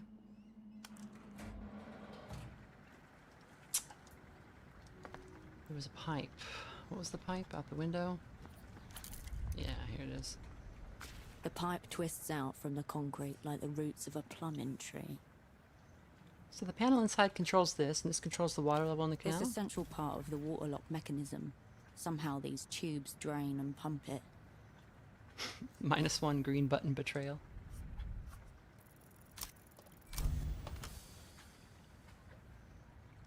Normally, a water lock would be above ground and entirely manual, but this is an annoyingly modernized version.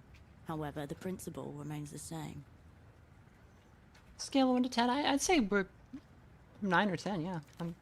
There are doors at either end, and a sluice gate to lower I'm the fairly water inside fascinated. the lock. The latter is probably located inside the largest pipe, the one you're staring at right now. Meaning the other 2 are the pumps that raise the level. Correct. So what do I deduce The from water that? level is up right now. If you can close the gates, it's a simple matter of figuring out which control releases the water through the sluice pipe. And this will drain the canal so that I can reach the bottom half of that suspicious building over there. Indeed. And as you've established, it's possible that hiding somewhere within it is a pocket jail. Sweet.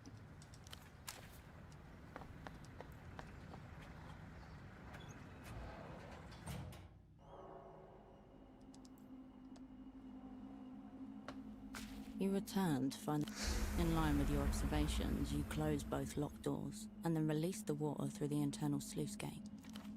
A violent pressurized hiss is heard as the lock drains through the immense pipe to your right. Can't believe I could just mess with city machinery like this. You leave the control panel, its language now mastered.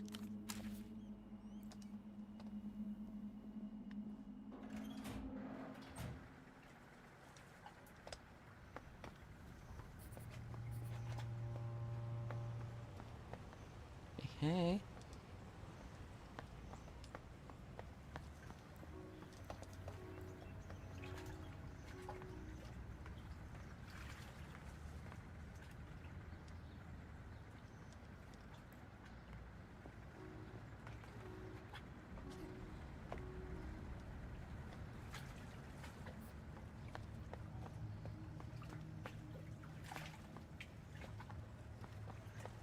Can we talk to the lady again?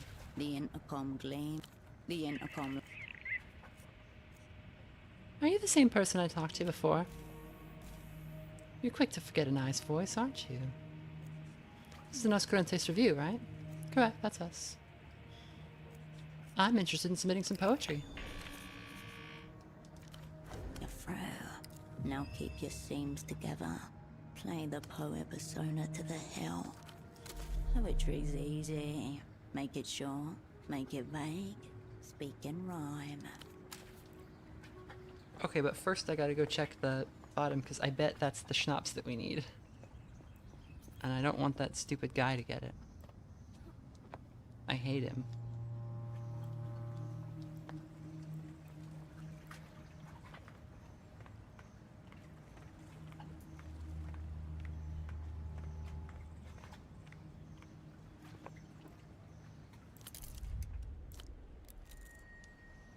Iridescent with petrol contamination. A bottle sits in wet surrender among the grime.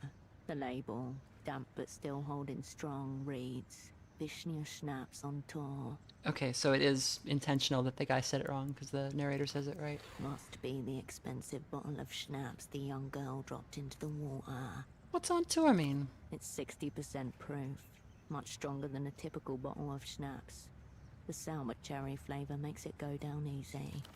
A one-stop bottle for all your drinking needs. I'll have this. You snatch up the bottle and realize it's unopened, and therefore uncontaminated. Nice. You are faced with two options. Return it to the father at the top of the ladder, or... Unsubmerged, the door has the forbidden air of something dredged up from the abyssal depths. Tiny iridescent crustacean skitters out from under a rock.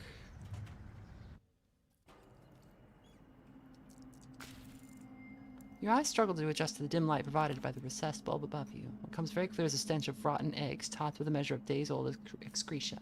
What's with the stink? At least one of the pipes is responsible for transporting toilet water. It's not doing a great job. Assess the room. It appears to be a utility room. Opposite you, a tangled network of pipes and an opposing door. What if someone messes with the water lock while I'm in here?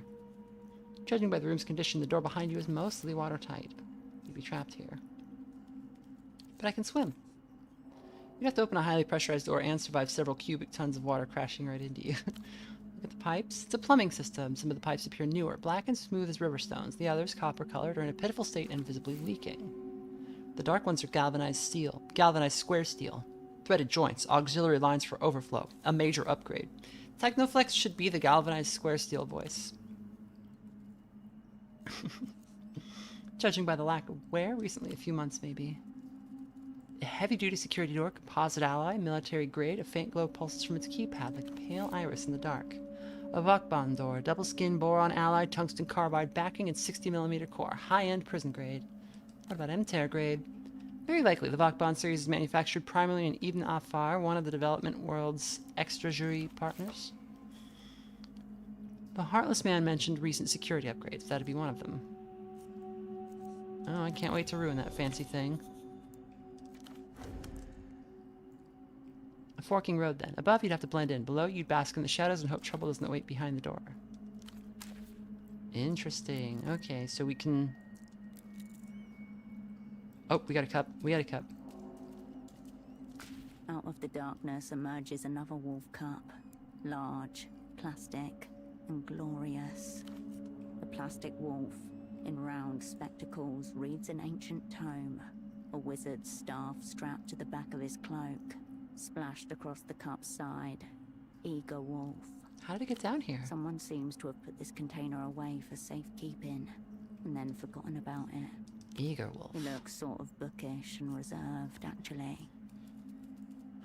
Maybe he's super eager about reading more books. He looks like the kind of wolf who'd stick his snout in between the pages when no one was looking. just to smell the old paper. Maybe he's eager to leave his studies behind and see real battle. Itching to prove that he can lead the pack, if they'll only give him the chance. Blobs of yellow paint refuse to stare back at you. His gaze is fixed somewhere to the side, drawn away from his book. By what? It's unclear.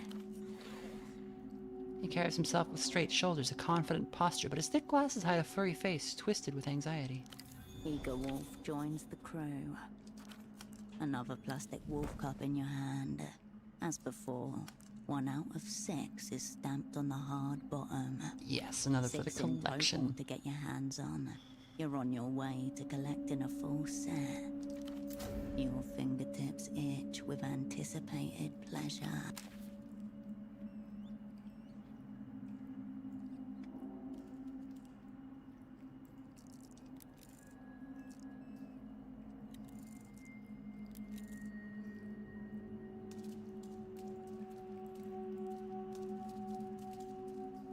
The door looms.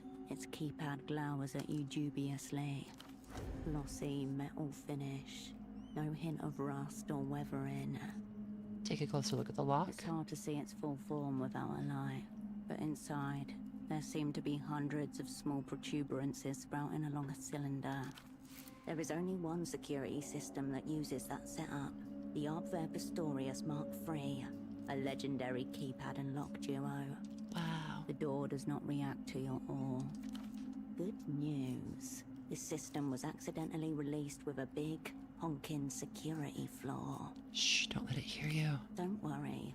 It's not an audio-based system. All you need to do is switch 2 wires around and the keypad will accept any input. Easy. A vulnerability leaked to the Opera in '87, courtesy of a disgruntled engineer who had defected to the People's Republic. The Artver Pistorius Mark III's keypad blinks patiently. Let's listen. The metal is cool against the flesh of your ear. It's quiet. No activity behind the door. Once open, you should be in the clear. Look along the door, friend. An even darkness runs along the door's edges. Examine the keypad. A heavy, die-cast 10-digit keypad with a matrix of tactile switches. A trio of wires runs from the bottom of the keypad to the door. The keypad sends its input to a series of relays inside the door. If the input is right, solenoids pull the bolts open. Assuming an 8-digit combination, you're looking at 100 million possibilities. In other words, I'm not brute forcing. It seems wiser not to try. You look around the imposing door. Maybe later, door. The door remains. Okay, so there's the secret basement route, or there's walking in through the front door. I think we may also be able to just get arrested. That seemed like it was a possibility.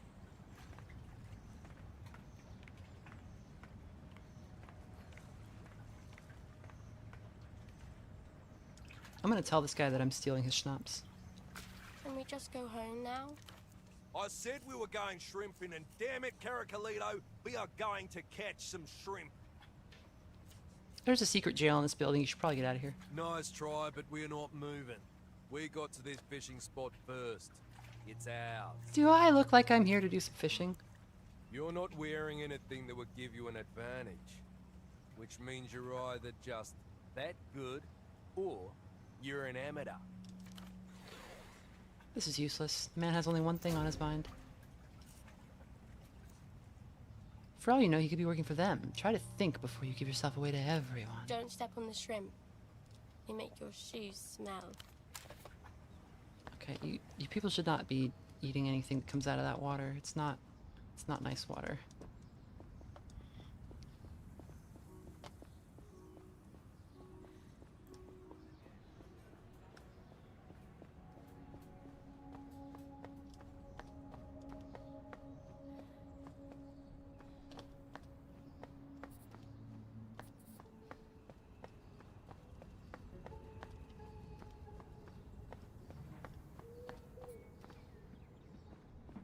It's gasoline flavored water.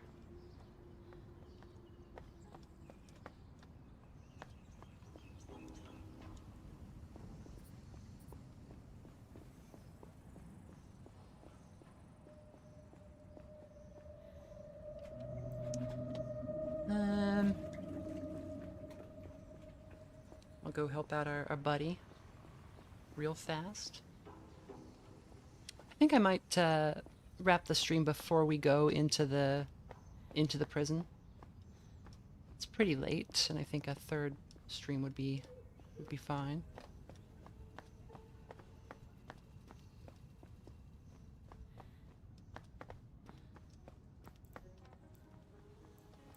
Loneliest of town.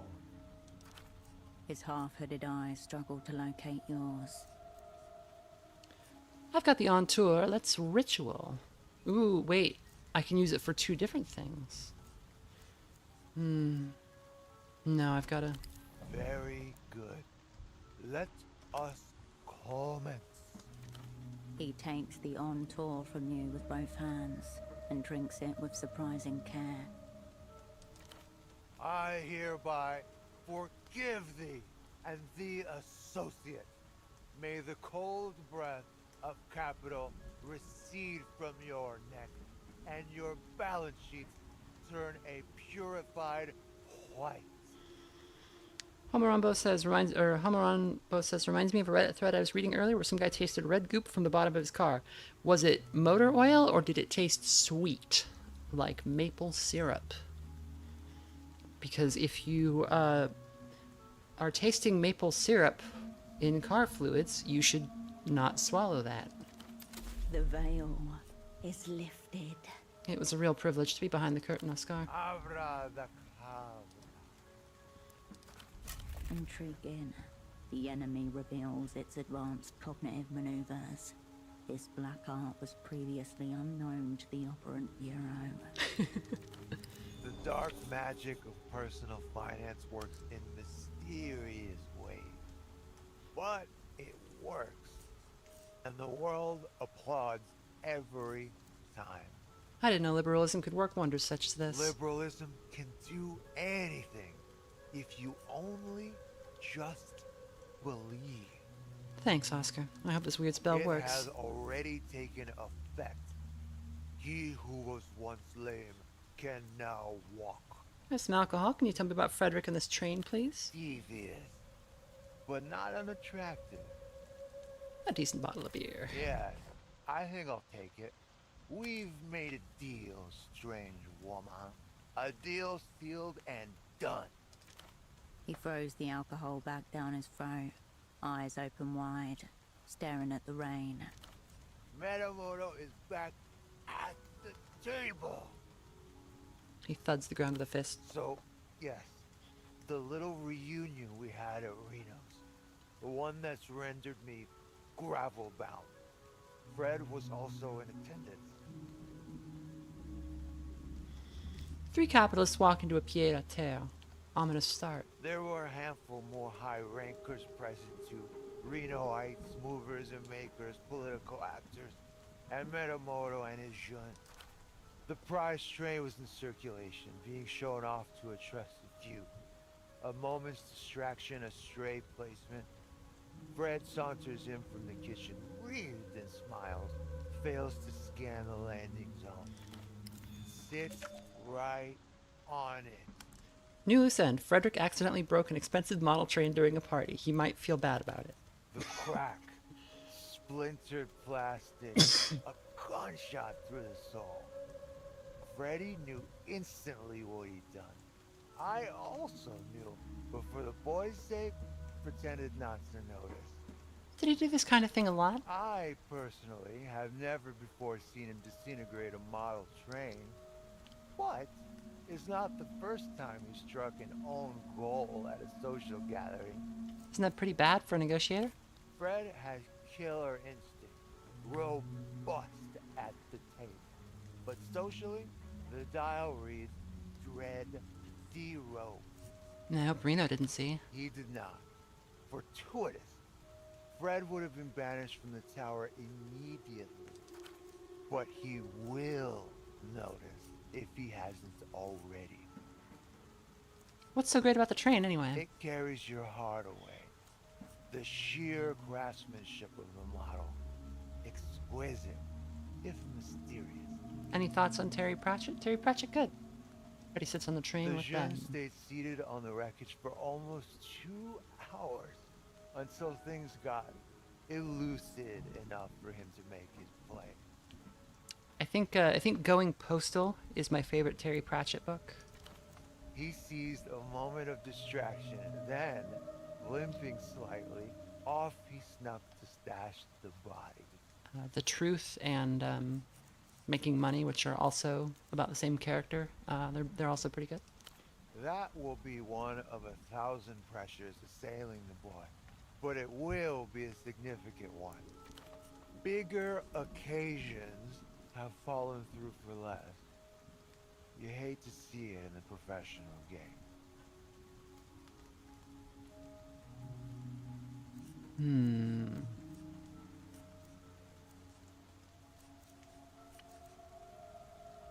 As his lead, his actions are your responsibility. Mine? So in a way, it's like you sat on it. Mine. Where did he stash the pieces? I didn't see where he put the main part. He scampered off to a dark corner of the pied-à-terre to conduct his beastly business. Well, the other part is in the reliable hands of Metamoto. A small mound inside, about 3 inches across, vaguely circular. Why do you have it? I was trying to get the jeune out of a jam. Plausible deniability. Major asset at the table. Oh, come on, Oscar. Why did you actually take He it? gazes at you, head dipping forward like a fading pulse. Suddenly sentimental, the emotional quick change of a ravaged alcoholic. Because it makes me think of her. What other reason is there? Let me guess. Lolita Calista. It is, of course, my friend the ambassador's wife, Lolita Calista.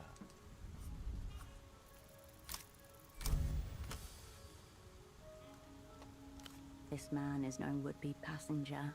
He craves to be the track, to be wheeled and choo-chooed upon without remorse. Oscar, you're thinking about this train thing the wrong way. Picture Lolita. Where is she? She is powerful. She is all-consuming, tenacious, unrivaled, strongest. It's only true love if someone's submitting completely. Yes, very happy to. Always have been. I was beginning to think I didn't need this, any of this. That maybe the broken train was a sign to just move on, if I could. But you're right, of course. I crave a state of railwayness. I see it all now. My desires are clear. Lolita must roll upon me like thunderous locomotion. I gotta know where this is going. Out of interest, your friend the ambassador, big man? Medium-sized. Either way, you should really let her know how you feel. I should do. And then meet my friend the ambassador at the table to discuss terms. Can I have that wheel? Oh yes, this. Too small for me now. Love is hell, isn't it? Now find the other half, and you'll have the full thing. You could even repair it and return it to Reno. Or just hold on to it. That's half a blackmail tool you've just acquired. It's already humming with ill intent. See you, Oscar. Goodbye. Be well. Grub, get down. All right, I think that's a good point to leave off on. We have, we can tell our buddy that we have saved his life. Where's he gone to? He's up here, right? Yeah. Did you find an MTR person? The MTR representative performed the rite of forgiveness. A rite of forgiveness? What does that mean for the scene? You're no longer in debt. Extremely big news for the scene. But wow, is this how it usually works? Now, for now, in the future, money and flesh will be on. For now, in the future, money and flesh will be on. Oh God, only in predatory capitalism. Also, there's no other kind. Yeah, I've been thinking about that myself. I am very grateful for you helping me out of this bind. The scene was on the verge of collapse. I'm thinking of broadening my horizons and those of the scene. Not just looking towards the future, but also the past. Further than the now. What do you mean? Economic realities have got me agitated. The fate of the scene hangs in the balance. Time is out of joint. The future has become now. Tomorrow's problem becomes a problem of today. But what became of today's problem? It haunts the Palace of Culture. What haunts the Palace of Culture? Communism of the historic kind. A better time. Allegedly a better scene as well. Everything was free and ballers were abound. I'm going to go to the Palace of Culture to investigate all of the threads and fads that happened before my time. All right, Kurt. Thanks for all your help. See you when I see you. On the scene. I feel like our how we had the chance to influence him to go one of three ways there, and we towed the party line. We made him a communist.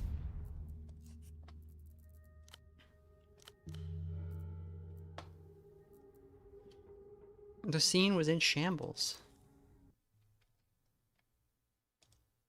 Well, it's like, how are you supposed to ball? You know, if you if the world's in a state of political flux, you need to know what's hot and what's not, and you can't do that in wartime. All right, so we will come back to this probably tomorrow, and see what's in that secret prison. Thanks for dropping in, everybody. Say goodnight, Grub.